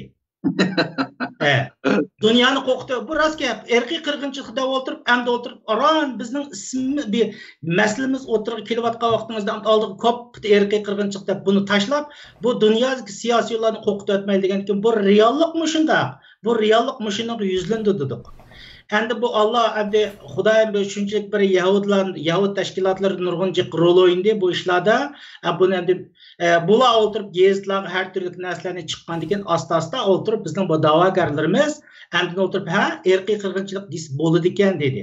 Yana namoyishlarga kelgan vaqtimizda genocide deb o'tirib yozilgandan keyin desak bo'ladi ekan dedi. Endi bu yerda Zinis apandim bu yerda nurg'unlagan so'zlarni Zinis apandimning bu irqiy qirg'inchilik masalasida qo'shgan to'pisi hech qanday Uyg'urlarning ichida qo'shayotgan va yoki da'voning ichida qo'shayotgan insonligidan eng yuqori saviyada mushu da'voyimizga irqiy qirg'inchilik qilib tamg'urishda Zinis apandimning qo'shgan to'pisi alaydan yuqori endi. Endi demakchi o'g'lim nima desak, bu meniki shu amaliy tajribamdan olgan vaqtimizda men ularni nima deyman? Xalq bu o'zimizning da'voyini vatanda bo'layotgan pakt qildi, reallik qildi irqiy qirg'inchilik. Biz faqat buni dunyoga o'tirib irqiy qirg'inchilik deb o'tirib buni chiroyliqcha tushundirsak, masalan Yahudlarga bo'layotgan ishlar mavi, bizning mavi xarakteri bunda deb o'tirib tushundirsa, ana Zinisga o'xshash insonlar chiqadi ekan to'qadi. Endi bizning xalqimiz qo'rqibmi, tashkilotlarimiz bo'lsin, nurg'ulg'an insonlarimiz tushunmaslikdan bo'lsin, buni mash madaniyat qirg'inchiligi deb turib, asta-asta degan gaplar bilan xuddi bir lagerdagi insonlarimiz, millatimiz yo'qolib ketgandek holatga kelganti. Oxirida o'tirib yerda Zinis apandimi va boshqalar bu o'tirga pakt qilib o'tirib qo'yish orqali bu dunyoga Uyg'urlarga bo'lgan irqiy qirg'inchilik genocide deb o'tirib besildi. Bu nima uchun degan masala kelgan vaqtimizda men o insonlarni yak asiyatini, yak masiyatini deyishga mening tilim bormaydi rostini desam. Men endi o'zimning mush jarayonning o'zida yolvorib, hatto irqiy qirg'inchilik deb beringlar mani.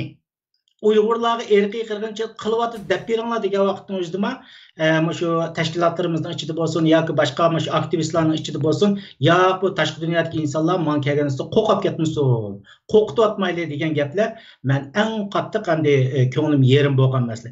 Nima uchun?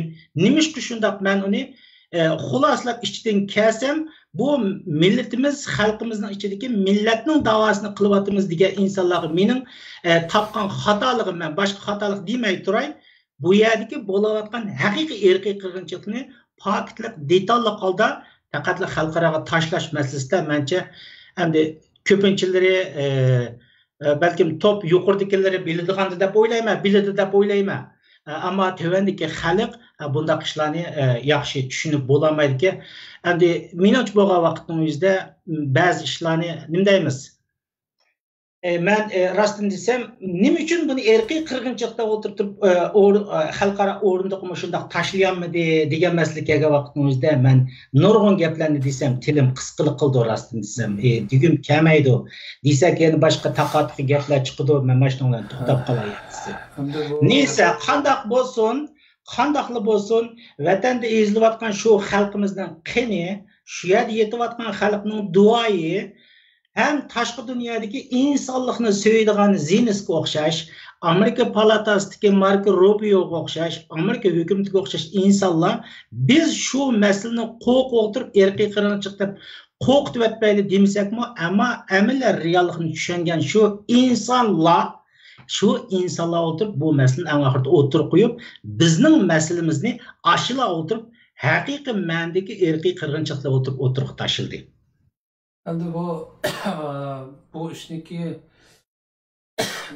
amdilatni o'tirib chiqishi bize kallası var Uygur bolsa için durdu. Çünkü bu kırgınçılık bayman degende uzun yıllardan buyon başlanıp kalkan. Ama bu hazırlıkça deyilmezki sebep ne? Şu onun işi cemiyetten aşırı uzun turgan o Abdurrahimcan kıyırındışımız çıraylık düşendirip verdi. 5 yılın ötken işte boyunca. Bu qatim ben qanday tushundim deganda, u ularniki ahliyat mamti deganda yetibdi. Ularning orasida advokatlarmi bordi. Ayni vaqtida shu tashkilotlarga yetakchilik qilib yurgan, qonuniy ishlarga yetakchilik maslahatchi bo'lib yurgan. Va qatimda ma'voliqi sunilgan bir tizimlik borki, bu sudga. Sudga tortilish kerak bo'lgan 30 dak odamning ismi bor ekanda. Bunun içinde Xi degan Xitoy bor ekan, Xi Jinping bor ekan, Chonchongo bor ekan, ularning qatorida men bir ismini ko'rib qoldim, Abdurishtin bor ekanda. Hamda bu Uyg'urning davosida qonuniy ishni qilib yurgan bir sultak bor, hammamiz biladigan birisi bor, atanmış advokat. U balkim shuni bilgan bo'g'aydi. Bir kunlarda bu erkak qirg'inchilik deb yo'lni mansam, dadamning ismi kirib qolarmi tizimlikka deb qo'rqqan bo'g'aydi balkim. Shunday bir sabablar bilan hamda bilib bilmay, masalan, qonuniy ishlar bo'lsa, ular hamma qonuniy ishni shunga yuklaydi. U agar u qonuniy yo'l bilan erkak qirg'inchilik deb qolsa, o'zining dadasining ismini chiqib qolsa, Uyg'urning orasida munofiqlarning ishida o'zining dadasini sud tutib bergidek bir qahramon ko'midik. Bunda qahramon chiqmaydi-da. Hamda har xil sabab bor. Hamda Uyg'urlarning ichida aql yo'qmi? Hamda pilot qutusida erkak qirg'inchilik bo'lamdi yoki boshqa shaklda asta-asta akirib o'tasimi erkak qirg'inchilik bo'lamdi deganga baho bergidek. BDTning erkak qirg'inchilikning ma'nosi nima? Qanday turlar hozirlansa, mushu erkak qirg'inchilikka kirdi degan o'qib tushungidek bir odam yo'qmidi? Batdi. O'rindilla batdi. BDTning shu erkak qirg'inchilik to'g'risidagi aniqlamasi o'tirib qo'yilgandan tortiblar Uyg'urning orasida uni bilganlar batdi. Ama nəhayət əfsus, nəhayət köp bir səbəblər tüpəyli.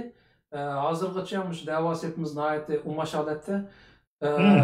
Həqiqi, yürekdən çıxırıb, bu işini qıladigan bir yetekçi bolmağaç, bir küçlük mərkəz bolmağaç, bu iş bolmay kelgan. Hem de hazır qandaq olsun, bu sürgünlük hökumət tərəfindən oturğa qoyuldu bu iş, solunubdu. Hem bayı degəndək bu işini tutqan advokat Dixon degan adam o, şu Myanmar işiga o'xshash muhim delolarini tutgan Aung San Suu Kyiga o'xshash qonxo'r jallatni shu garchi ular sudga a'zo bo'lmasimi, jinoiy sudga a'zo bo'lmasimi, sudga apag'idek kuchi bor advokatkanda. Endi bu ish o'tirib qo'yildi. Bu arz rasmiy sunilibdi. 80 betlik bir arz sunilibdi-da sudga. Bu advokat sungandan keyin sud uni qarab chiqdi deyman. Endi bu ish o'tirg'a qo'yilgandan keyin qanday bo'lishi mumkin degan narsaga biz tafsilotini biz yaxshi bilmagachga aniq bir deyolmasligimiz mumkin, ammo biz biladigan, biz egallagan usullar asosida bu ishniki keyin qanday bo'lar, qanday natija chiqadi deganga o'zimizniki tasavvurni o'tirib qo'ya olishimiz mumkin. Masalan, deylik, bu sürgünlük hukumatdagilar nima qilganda bu ishni o'tirib qo'ygan debdiki, bu ishni qilayotgan advokatlar bizning urug' tuqqanlarimiz emas, Uyg'ur emas, Turkmen emas, qarindoshimiz emas. Hozirgi jahon pul bilan bo'ladigan jahon. Ya'ni yot odamni ishlatdingmi, u pulga ishlaydi. Ya'ni qandaqdir vijdoni qaynab ketib, erkak qirg'inchilik uchrayotgan bir millatni qutqizib qo'yaychi deblar, o'zining yanchug'idan chiqarib qilmaydi. Pul bu yerda muhim rol o'ynaydi. Qandaq bo'lsa, bu ishni o'tirg'a olib chiqqan sürgünlük hükümetkilerin iqtisadi qandaq deganda biz obdan bilamiz qarindoshlar. Ularning iqtisodi yo'q. Yana bir jihatdan aytganda, ularniki butun xalqimizni bu ishga chaqiriq qilib, shu masalan, burun muhim bir ishlar bo'lganda xalqimiz guldirlab, yanchug'ida nima bo'lsa, shuni tashlab xeyli pullar yig'ilgan. Masalan, o'tganda deylik, Taylanddagi bir turkum Uyg'urlarni, Malayziyadagi bir turkum Uyg'urlarni qutqizamiz degandimi, masalan, o kollektiv yig'ilgan ishlarni bilmayman, bir qancha shaxsnikilar o'z oldiga bir e'lon chiqariblar, 50-60 ming dollar. Bir ikki shaxsniki 50-60 ming dollar chiqqan va Misrdagi bir Uyg'urlarni qutuldiramiz debmi, xeyli pullar yig'ilgan bir ahvollarni ko'rganda. Ammo hozir bu ish o'tirib qo'yilgandan keyin bu sürgünlük hukumatniki chaqiriq kuchi nagicha masalan. Xalqimizni hammasini qo'zg'ab, Şu advokatlarning iqtisodini hal qilaligidek chaqiriq kuchi bormi? Agar bo'lmasa, qanday ahvol yuz berishi mumkin? Mushu jihatdan o'ylasak, balkim bu ishning keyini qanday bo'lishi mumkin deganga qisqa bo'lsa bir javob topa olishimiz mumkin deyman. Sizlar qanday o'ylaysizlar? Endi meniki o'ylashimcha hozir bu da'vo ochilgan ishni bu advokatlar endi biz yaxshi bilamiz. Meniki ishlarim mana shu Germaniyaga kelib siyosiy panoh tilab qilgandan boshlab tam shu 2016-yilgacha advokatlar bilan davomlashdi. Meniki oila ishlarim, kiyim, bolalarniki nupusni o'rinlashtirgan ish bu uzun davomlashib ketdi. 2098-yildan boshlansa bu advokat bilan maqan ishim 2016-yilda davomlashdi. Bu advokat ve kıymet, bu odatdagi bir ishlarning o'zi ve Germaniyadagi advokat eng azon ishlaydigan bir yer Germaniyaning o'zi. Advokat muhili jihiya. Shundoq bo'lsa-mu, kichikgina bir ishlarni bir parcha xat yozsa, buningki 500 euro, manda xatniki bir tal so'zlikdan hisoblaydigan bo'ladi, bu so'zlikni qiymat tushirib. Ondan keyin buningki bejimanchik deb shunda qatlab akilib 500 euroluk xatning o'zini 700 euroga chiqarayotgan mustaq bir parcha xatning o'ziga shunchalik nima ketadigan o hal bulandı bo'lmamdi qat nazar. Bir qatim xat yo'llab qo'yganga shuni olgan gap. Bir da'voga aralashsa o davanın özünü pulga hesaplaydı ki bu davanın kıymeti 100 bin euro. Bu 100 bin euronun ki mançı persentinin özü manda töylende bunun bazı patlamlarını ekilip onun 5 patman hesap çıkarırken de ekranda bir dava meyli hal bolsun meyli hal bolmasın advokat arlaşkan dikiller. Onun pullardan herkese bu.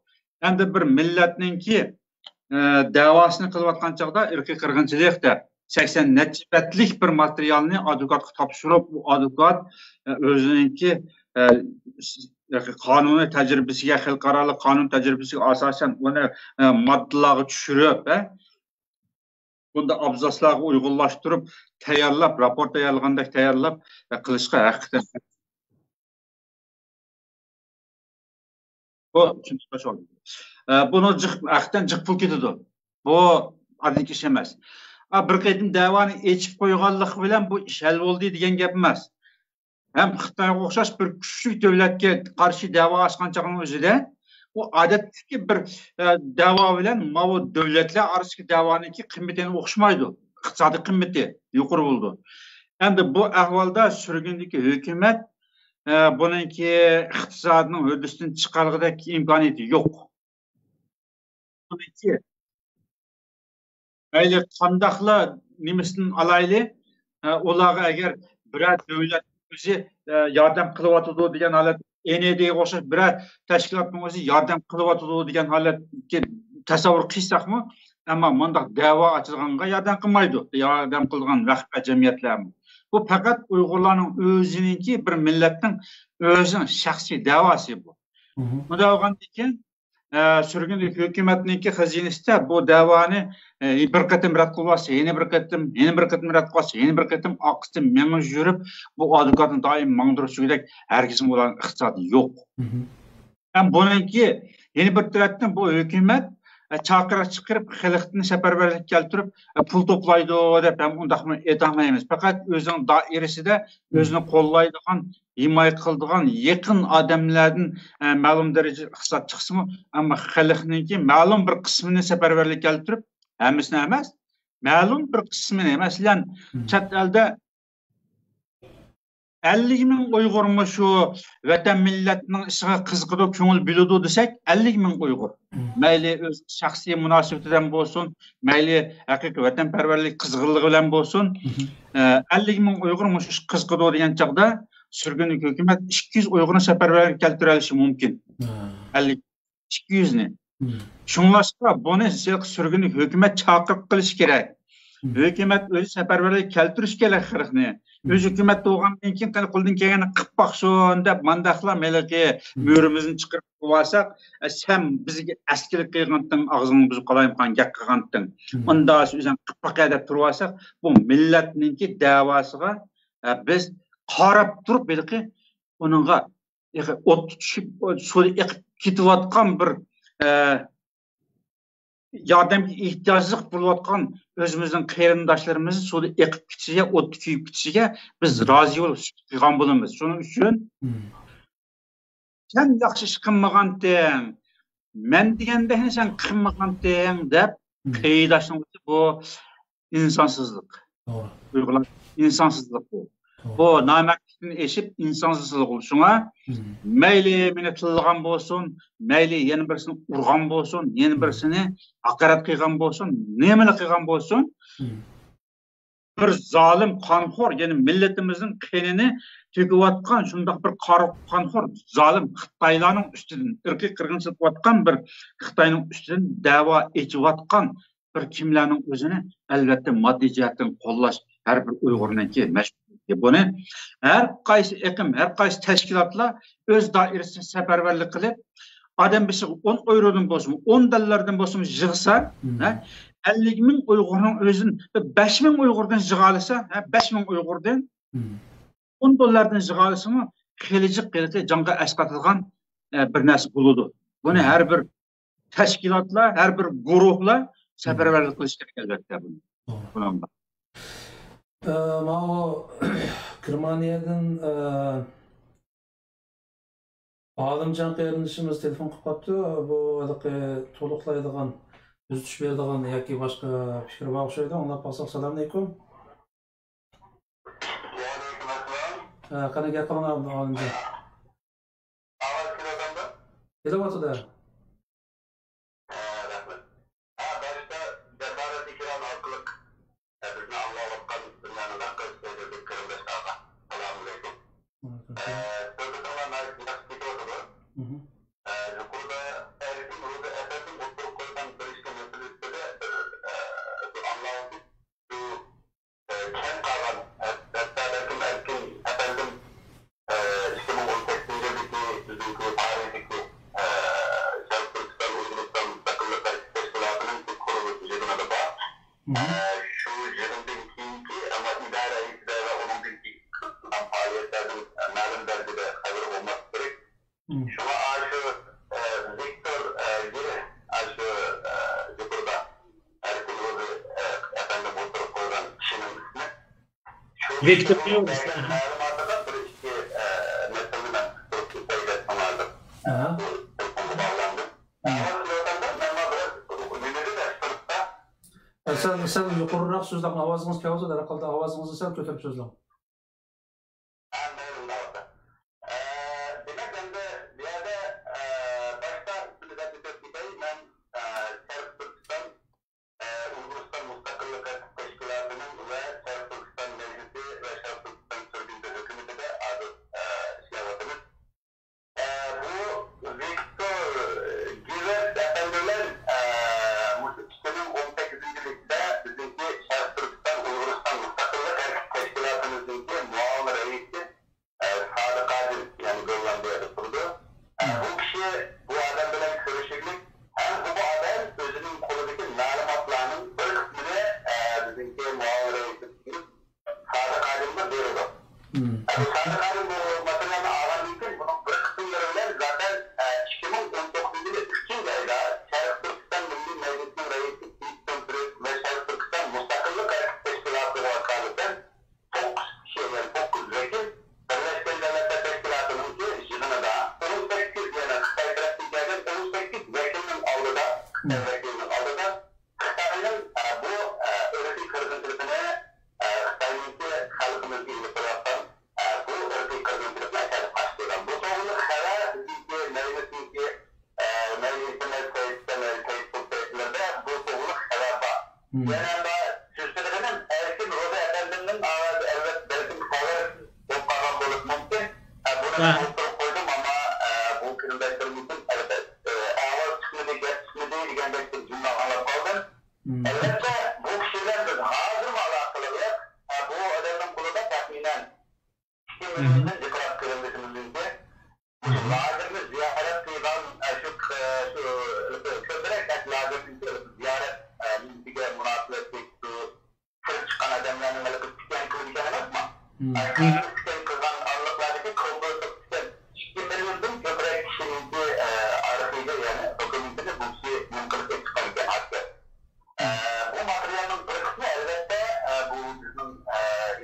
işinizde yani bu şu halkara toplama derek olsun. Bu işinizde yarayacak materyallar. Yönetiler ziyade biz meclis olaylı, meclis şartlarından Uygurustan müstakillik teşkilat olaylı ağzı şartlarından sürgündür. Hükümeti yani Reis Cumhur, Bolu Hacetimiz, Rahman Ülküz, Salih Hodalar elimiz başlayacaktır. Bu üç kuruluş yani şu okşar, nördükler, olma çımçuk ve aynı kardeşlik işlavatımız. Ben Xitay'ın tecavüzü ve Uygur karıcı elektronikten bu zulümden bu ırkı kırgınçılık ikenligini Avrupa'da bir doktor falan teşkilat Uygurustan müstakillik olarak yani Uygurustan azad teşkilat 2005'de 5. ayının 17. günü Münih'de kurulan. Ay teşkilatın muhavreydi yeni Uygur'da yaptığı imkan açtı. İkranda var. Biz buna Avrupa'da birinci kısım teşkillik bir şekilde oturup Muşna'da çağırdığı halkımızda elbette ahir vakitlarda birleştiğimiz bu umumlaştığı artık Kur'an-ı Şükür'e yakında aynen Bazı Kanun'un cümleleri atarken adır Kıtay yanlattığı ceza anlaşımı başladı. Yine çözümlü Muş'u ben Germanya'nın Münih'den söz kılavatının Kırıldaklarım bırakmak adını Erkin Roda Efendi bizne başın tarafı müstakillik açısından kuruluşta bazı ikramcımız olgularlı hazır yani müstakillik meydanında özü Erkin kollarda özüm fikir olan hizmet kılavatlar getirilmesiniz Molan'ı bağırım kılavatı ve rahmet. Rahmat Alimjon, rahmat. To'liqlab tushuntirish berganingiz bek yaxshi bo'ldi. Rahmat qarindoshim. Endi men bayat azroq izoh berib qo'yay. Alimjonning ovozi yomon bek nima kelib qoldi-ku, men endi so'zlik chiqmay qoldi. Erkinning o'zi nima dedi-ku, endi shu yig'inda o'tirib qo'ygan chog'ida buningga bir qizg'in ovoz chiqmaydi deb. Darvaqa yig'in echayotgan chog'da ovoz qilmagani rost. Ama ondan keyin, yani Allah'tan 20 yıl o'tgan chog'da andaki rasmiy material qilib bular BDT'deki yig'inda o'tirib qo'yganligini Alimjon izoh berdi.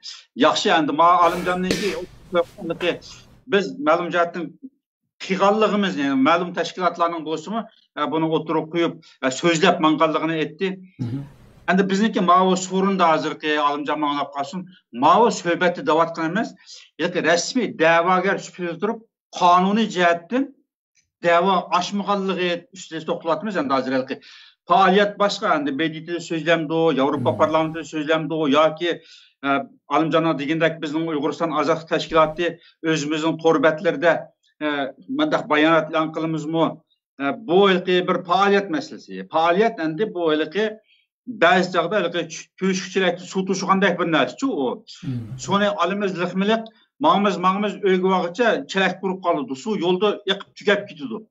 Faoliyatning ko'pindisi ashundaq bo'libla manzilga borgancha quruq qol bordigan narsa. Endi bu faoliyatni ham bir boshdan qilsaqmi, yana bir boshdan shuni qonuniy jihatdan buning natijasini chiqarish uchun yeni bir türlü yolunu birge etmeniz gerek ki hazır endi irqiy qirg'inchilik etpadi Xitoy Uyg'urlarni bunda qirg'in qildi deb so'zlagan bo'lsak, tashviqot qilgan bo'lsak, onun o'zi bir faoliyat. Endi buni rasmiy qonuniy jihatdan advokatlar bilan shu hozirgi endi surgundagi hukumat hozir boshlaganga o'xshash. Rasmiy xalqarалық organlarga beshimizni urib, ishigini elchib turib Manda dava qilishning o'zi bu boshqa bir ish endi. Ikkisini parallel etmagan chog'da faoliyatning o'zida maqsad aqrabgan chog'da quruq qo'l manzilga yetimiz endi. Men bu shuni izoh berib qo'ymoqchi. Rahmat. Rahmat. Ama o bayağı nimen davat etdi, Alimjondan telefon gap qilib bizga tushib berilgan bo'ldi, ba'zi ishlarga qo'shimcha qilindi.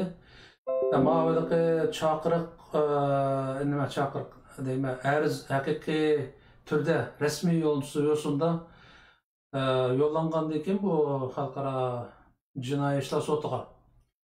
Hem muhimi buningki ijrosi, yani buningki qanday bir taraf qilinishi, sot tarafidan qarab chiqarilishida, ammo bu surgunlik hukumatlardan kelgan sada shu bo'ldiki, birinchidan iqtisodiy jihatdan bular yordamga ehtiyoji bo'lganligini dedi, yana bir jihatdan guvohlik beruvchilar, masalan shu 2017dan boshlab, shu lagerlar ishlagandan boshlab xalqimiz orasida o'lib ketgan urug' tuqqanlari, kesilib ketgan urug' tuqqanlari va boshqalar jihatda az bo'lmagan guvohchilar o'tirib keldi-da, maydon keldi. Ama yeterlik emas, hozircha da'vat qilib yeterlik emas. Chunki nurg'un odam o'lib ketdi, shularniki nechiligi urug' tuqqani, qanchasiniki urug' tuqqani o'tirib chiqib guvohlik berdi. Uni statistika qilayotganlar bor, mush ishni qilayotganlar bor, balkim shu bilishi mumkin, shular bilishi mumkin. Ammo nihoyatda aniqki, hozirgacha urug' tuqqanlar o'lib ketgan bo'lsinmi, shu lagerlarda urib o'ldirilgan bo'lsinmi, zo'rg'on qilmagan, ovoz chiqarmagan Uyg'urlar oz emas.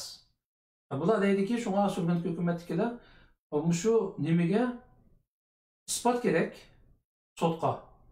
Shunga barliq qarindoshlar mushundaq isboti borlar hammaylar isbotni bizga avatib bersanglar, biz to'plab buni sotqa yo'lishimiz kerak. Bu nihoyat muhim debdi.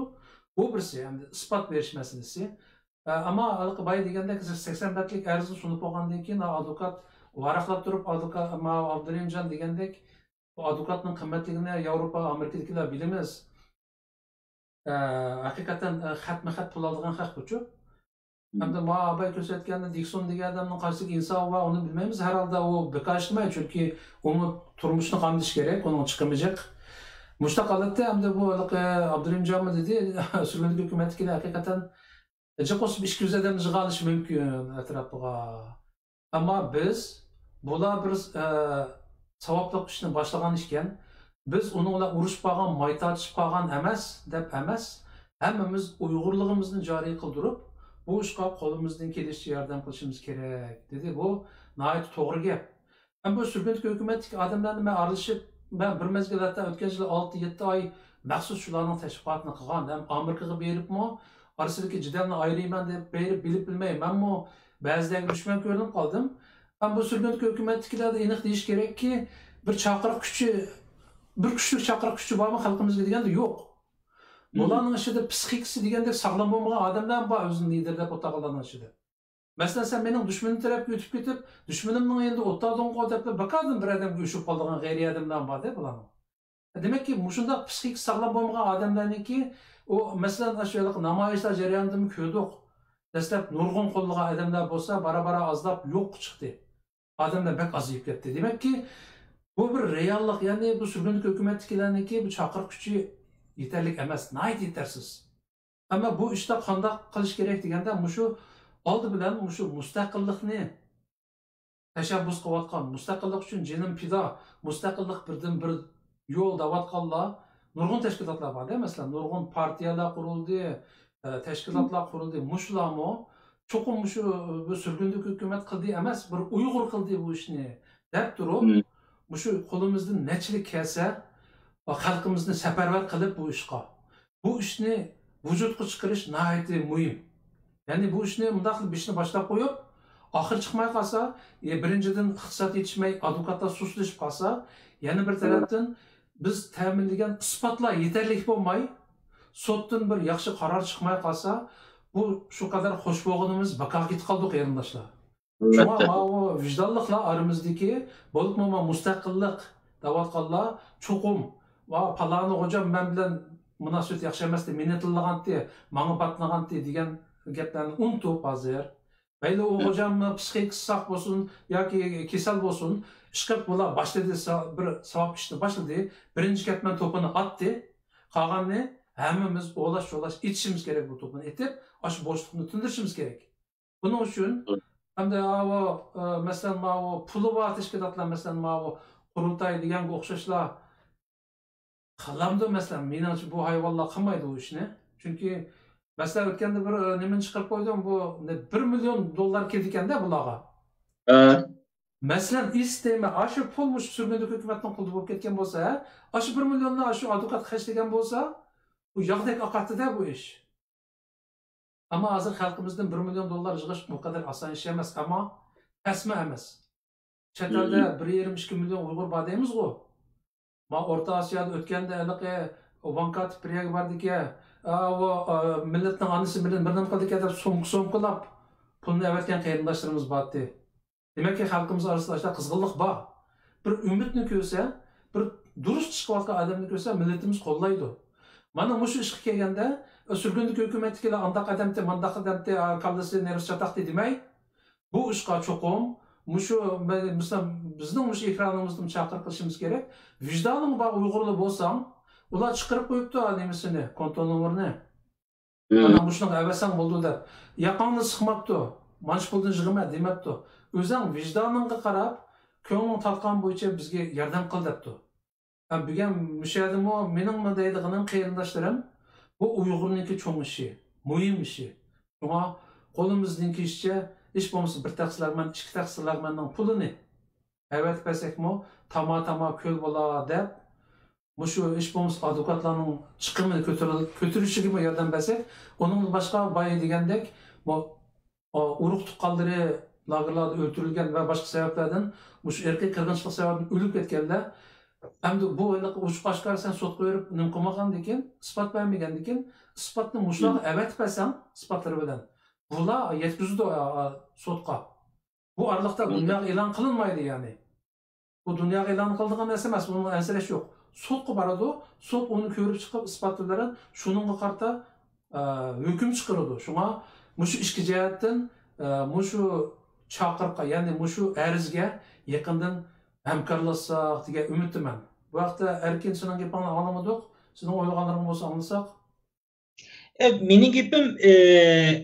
Mening gapim sizlarniki bilan o'xshash. Endi demakchi o'qidim bu yerda tashkilotlarniki haqiqiy xarakterini, nima uchun xizmat qilganligini, kim uchun xizmat qilganligini eng oxirgi bosqichga keldi, buni ko'rib olishga bo'ladi deb o'ylayman. Bu endi bularning olib borayotgan ishi albatta yaxshi ish. Sizlar bilan bayatdan deyotgan so'zlarga aynan qo'shilaman. Chunki bu millatning ishi, men shunday tushunaman deb. Masalan, haqiqatan sürgünlük hükümet başqa chiqolmaydigan shu bo'lsa, DOQ bu asli tashkilot mushundaq vaqtning o'zida musobaqaga tushish kerak. DOQ masalan shu advokatni o'tkazib olsin bo'ladi. O'zining puli bo'lgandan keyin advokatni undaq bo'lgan bo'lsa, biz pulimiz bor, biz buni biz qilamiz deb turib, mana shu vaqtning o'zida raqobatga tushib, qiladigan mezgil deb o'ylayman. Bu nima desa, bu da'vo faqatla Amerikaning emas, bu butun millatning da'vosi bo'lishi kerak. Bu Xitoyni jazolash, Xitoyni xalqaro sudga chiqish, bizning ishimizni qilish, bu Amerika, Yevropadagi bu insonlikni so'ygan insonlarning emas, hamda bizning bir hamma millatning o'rtaq qildigan ishi. Xullas gap, yuqorida gap sizlar bilan o'xshash, masalan, DOQ Uyg'urning tashkiloti bo'lgandan keyin shunday vaqtida pul bo'lsa, yo'q, uni tashlab bermay o'tirib, bizning yanchig'imizda pul bor. Bizning kuchimiz bor, millatning ichidagi eng kuchli tashkilot biz deb medyasiga urayotgandan keyin advokatni xolisa shular o'tkazib olsin yoki bo'lmasa boshqa bir advokatni olsin bo'ldi. Men shu advokatni o'tkazib olib, bu maqsadni o'ylama o'tirib, bu davoni butun millatning davosiga aylantiraylikmi shunday qilib, endi bu Amerikagami, mediagami hamma jihatlardan foydasi bor. Mediaga bo'lib, mediaga eng kuchli foydasi bor. Mana butun millat, bir Uyg'ur millati Xitoyning ustidan bu xalqaro sudga arz qildi degan ishqi bu tarixmi, bizning keyingi avlodlarimizgami, tarix yezilish jihatlardan bo'lsin, media jihatlardan bo'lsin, masalan Amerikaliklar shunda qaraydi, ma millat bu da'voyni bizlar emas, bu millatning o'rnidan dast turib bir ishni qilib o'tdi deb. Mening talabim oxirgi shu, endi DOQning haqiqatan puli bor. Millatning ichida haqiqatan kuchi bor, kuchi bo'lgandan keyin menimcha shu musobaqaga tushadigan payt keldi deb o'ylayman. Bo'z qasa ashlarning ularning puli yo'q ekan deb o'tirib, yarim yo'lda yetib qolgandan DOQ darhol o'tirib, millatning ichida obro'y qazindi, advokatni o'z ustiga og'dirib olsin bo'ldi. O'tirib bu davoni ish qilib, qanday qilib bir usul bo'yicha ish qilib bir foydali bo'ladigan bir ishni qilsak demoqchiman. Rahmat, mening gapim shu. Erkinlik gibi işkiye kız bir çakçakla kıstırıp yayım ya. Ama 80 bet davanı apırıp 8 bet kıskartıp onu seti verip Doppuyla yağlıkın davası kayandırıp yoktu askan kılımız 2009 yılı Amerika Kongresi'ndeki milletvekilleri Uygur kanununu makıltımız yapıp oturup çıksa bulanın özü uyak tep yürüp yoktu atkan koşaş, 10 yıl tıkvagan koşaş. Doğru olma. Parantez deyallıgan 85 kanunun özüne pullan seti verip eklip 8 bet kıskartıplam. Allah'ından toplusu yok, tutandan yağlığı yok. Bu kadar ayarlarının çit yok. Ben Amerika özanı köydüm var. Hoş hatılagan çaş Uygurlarının ki medeniyeti bu medeniyet kravatlar yoktu askan da özüne. Yaxshi gap qildingiz, rahmat. Onu yok ama sen de abay dedim bu listede bu ma doktorniki advokatıniki dadısı varken de ismi. Onu 80 betni 8 bet kısaltışı 30 kişilik tizimlikini 3 kişilik kısaltışı toğan gap bu, bak gap bu. Ama ben şimdi ki bu sürgünlük hükümetkiyle ezip bu işini doktorun pulu varken de doktor küsbemeydi bunu. Mümkün emez. Bu işini özleri başladı. Hazırgacha endi bu hükümetniki, mesulininki degan gapga qaraganda düşmanliklar boshlanib ketibdi.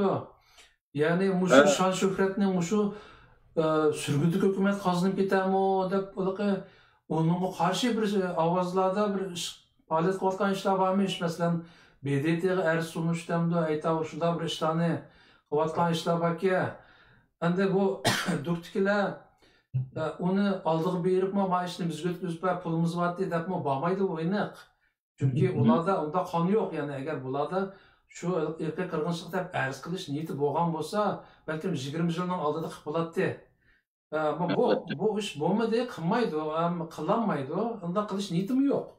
Hem de başka o ala degandek başka bir şekilde muşu şerefni muşla qazınıp ketami deb aldığa yana bir bilan çünkü ötkende yılqi üstiyali çıkıp üst birlikni quramiz deb bir chiqarganda uzun o'tmaydi doktorlar bir daraxtni chiqarib yana Abdurahimjon degandek bir sevatki bir muncha logolarni qachilabla tayaqvanga o'xshashlar mushta o'ynaydi-ki, ya'ni parallel bir şekilde sen qilgan emas, mening men qilganni qabul qilish kerak degandek bir qiladi-ki, herkes o G'ulom Osmondan oldiga berib, G'ulomko o'tganda bir pashva qilgantingiz bak ag'rib ketdi, ama hech qisi yo'q. Ma sevatni bana bering, men sevatni olib berib mevasini sotay demaydi bu guylar. Hayat qilmaydi, Van Kemperning yuzi borda ya da Van Kemperning yuzib ketmadi unda qilsa. Ama o doktorlar mümkün emas. Endi men o'ylayman, bu ishimizda nomrod bir tashkilot boshlab qoldi-ku bu organ. Birinchidan puli yo'q bularning, ikkinchidan toza yuzi yo'q. Hamda xalqimiz orasida shu hukumat degan narsa bir muncha pashlanib ketib, xalqimiz seskinib ketdi-ku. Ümidsizlendi endi. Mushta ahvolda bu hukumat nomi degandek yuzi yo'q. Gerçi o'zlariniki hissiyati nihoyat yaxshi bo'lsa-mu, o'ziga bo'lgan bahasi yaxshi bo'lsa-mu, xalqimiz orasida shu bir ikki shaxsning qilayotgan ishiga bo'lgan hurmatidan boshqa bu hukumatdagi atalmish ministrlarni hech kim tonimaydi masalan. Ham bular qo'pib hozir xalq chaqiriq chiqyapti-da, ham uning ta'siri qanchalik bo'ldi degan menimcha shu Abdurahimjon degandek 200 odamga ta'sir qilishi mumkin, ammo 200 odam bilan ish bitmaydi. Hozir xalqimiz bu ishni paloni birisi qildi emas, Uyg'urning ishi o'tirg'i qo'yildi. Uyg'urning ishi rasmiy o'tirg'i qo'yildi deb turib, bu hammamizning ishi deb turib, hammamiz bir yoqdan bosh, bir yoqdan qo'l chiqarib turib qilishimiz kerak bu ishni. Ana shu chaqda bu hammamizni xo'sh qilgan, hammamizni hayajonga solgan bu arzniki natijasi yaxshi bo'lib chiqsa, shu 30 qonxo'r onun ichida Shixtayn borganda, Shi Jinping. Ashuni 30 ning ichidan bu 10'ini apralsa shu Den Haagga. Aprab, asha sotlay olsa o'tganda Aung San Suu Kyi degan masalan bu hurmati bor bir nima masalan xalqaro tinchlik mukofoti, Nobel mukofotiga erishganligi uchun yuzi bor bir nima nurg'un yillarga xalqaroda uni maqtab osmonda ko'tarib yurgan bir nima edi. Ashuni jenada apadiga shu sotqa shu advokatlar. Demak ki Nobel tatib oldi. Nobel tatib oldi-ku. Ha, tatib oldi. Demak ki bu ishga qo'l tiqqan advokatlarning haqiqatan kuchi bor degan gap. Ashunchalar ishni qilganlar Shi Xitoyni aparamizmi? Va Chenchengo degan Xitoyni Ablat Abdurishni aparalasa, bu tuzilmakda nemishqa bilmadim, diqqat qildinglarmi yo o'qiganda tushib qoldimi? Wang Lechen degan Xitoy borki, ammo Nurbek yo'q-ku. Uni nemishqa uning yuzini qoldi. Turmada bo'lgandan keyin deb yozmaganmi-ki balkim o Xitoy o'zi muddasiz kesyapti-g'anda yo'q u turmada. O'g'il shu. Ammo uning ishida yana bir Xitoyli bor ekanda, ayni vaqtdagi shu bexatarlik ministrliginiki boshlig'i bo'lgan, ammo hozirmi o'sha turmada tutilib turayotgan bir Xitoyli bor ekan. Ularning tizimligi bor ekan. Ammo shu Wang Lechenning yanida uning oshnasi bo'lgan Nurbekni yozish kerakdi. Mayli kelsin kelmasin. Qanday qilmasin 30 tizimlikning ichida 30 kishilik tizimlikda biz ko'rishni xohlaydigan nurg'un odamlar bor ekanda, qonxo'rlar. Mushlarning ishidan bir 10 ni akil olsa, hatto 5 ni akil olsa Den Haaqqa. Bu ajoyib cho'ng g'alaba bo'ladi. O'ylab boqinglar. Mushu Amerika, jenada Amerika dunyoning xo'jayini turib, mushu Magnitskiy ishida Muchenchongoning ismini 3 yil burun atagan Muchen degan Xitoylarni Magnitskiy bo'yicha jazolaymiz deb 3 yil surib mana bugungi kunda e'lon qiladi. Ya'ni Xitoyning iqtisodiy kuchi sabablik Amerikadek dunyoning xo'jayinimi aldirab Xitoyning amaldorlariga teganmayotgan bir holatda agar osh amaldorlari agar Den Haaqqa jazo so'tiga keladi-sa, masalan, akilasa shu advokatlar bu ajoyib cho'ng ish bo'ldi-da. Buning uchun bu ishni albatta biz tasvirlagan o bir necha odamga tashlab qo'ysak, bu ish menimcha eqishi notayin-da. Shunga bu ishning keyinida xalqimiz turish kerak. Xalqimiz bu ishni kim qilgan bo'lishidan qat'iy nazar Uyg'urning ishi qilinyapti. Bunga hammamiz ega chiqishimiz kerak-da. Mushu hozir biz men tilga olgan mushu mustaqillik ishlarga yetakchilik qilayotganlar bosh bo'lib bu ishga.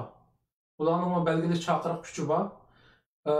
Xalqimizga chaqiriq chiqarsa, biz media bo'lish suhbatimiz bilan ag'inlar bizmi pat-pat bu ishda nazorat qilish rolimizni joriy qilishimiz kerak. Bu ishniki natijasi qanday bo'lyapti? Kimlar yordam beryapti? Qaysi tashkilotlar bu ishning keyinda turyapti? Qaysi tashkilotlar dushmanlik qilyapti?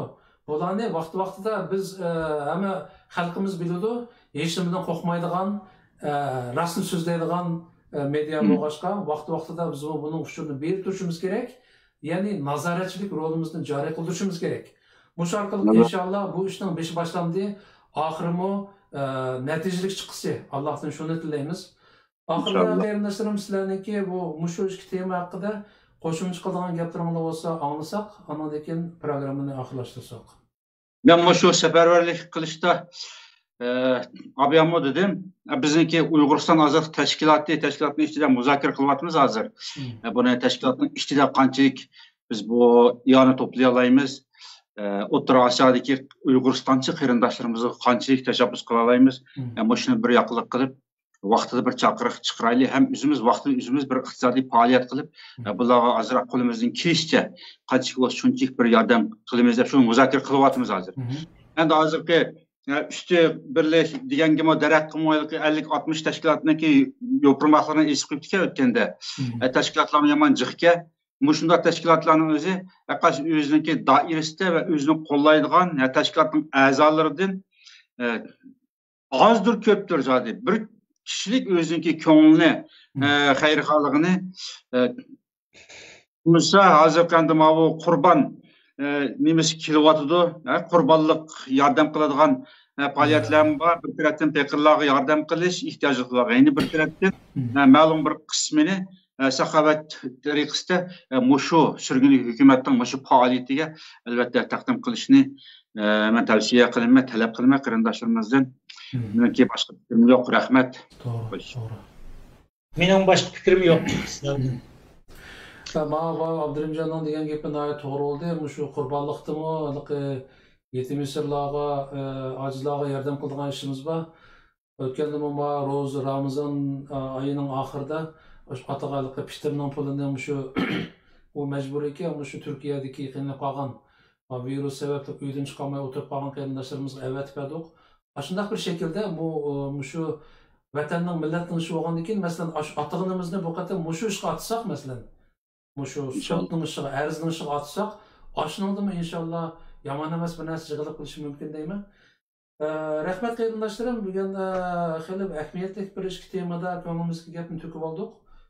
Qarindoshlarimizmi hozir ko'p turib buning ovoz qo'shib fikrimizga hamroh bo'lgan bo'ldi. Bugungi programmamiz bu yerda oxirlashdi. Oxirida yana sizlarniki taninglarga salomatlik, turmushinglarga xotirjamlik tilayman qarindoshlarim. Yana bir ko'rishguncha omon bo'linglar. Xayr. Allohga omonat bo'lsin. Allohga omonat.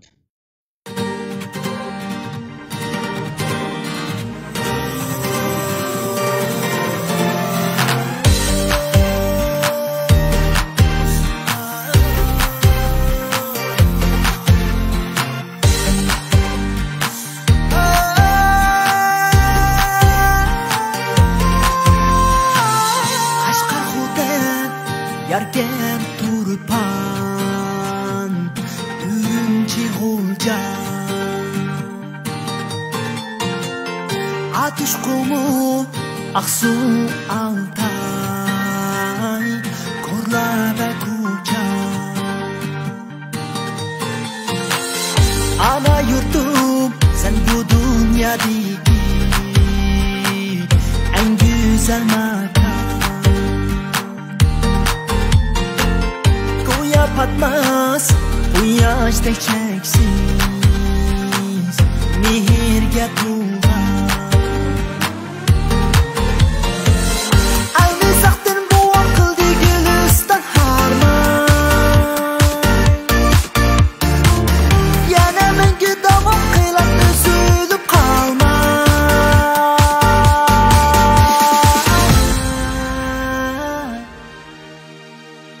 Yurtum sana vücudumda çeksiz muhabbet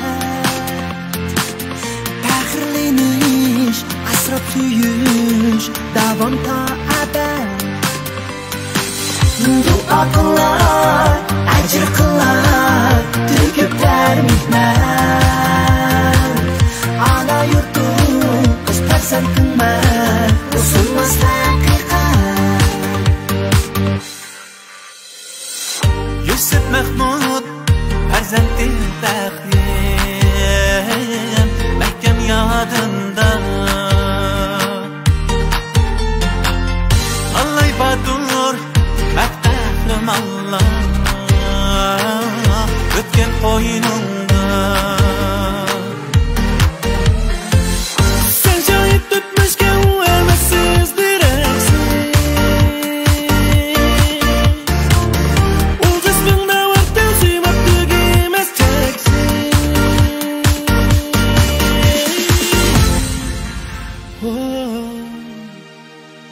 Yurtum sana vücudumda çeksiz muhabbet Tahirleniş, asrap suyuş, davam ta ebed Dua kılay, acır kılay, hükümler mihnet Ana yurtum, öz ferzendim ben, üzülmez hakikat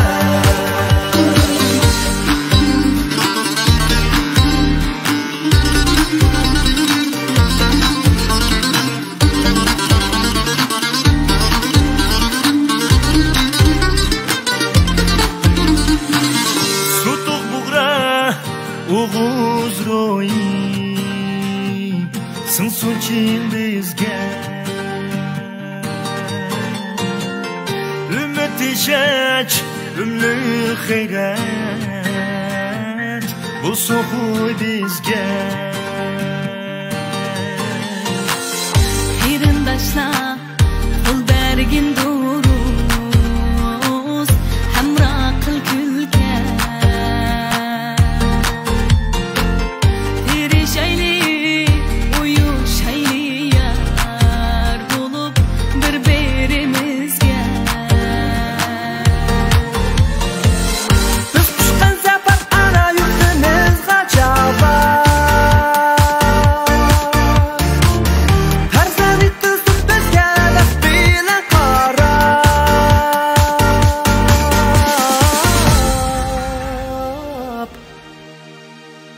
Yurtum sana vücudumda çeksiz muhabbet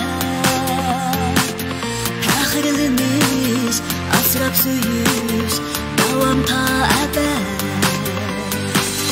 Dua kılay, acır kılay, türküpler mihnet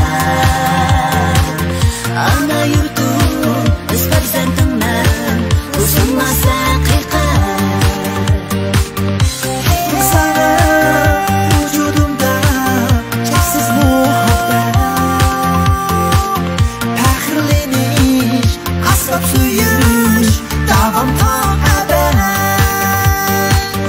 Dua kılay, acır kılay, türküpler mihnet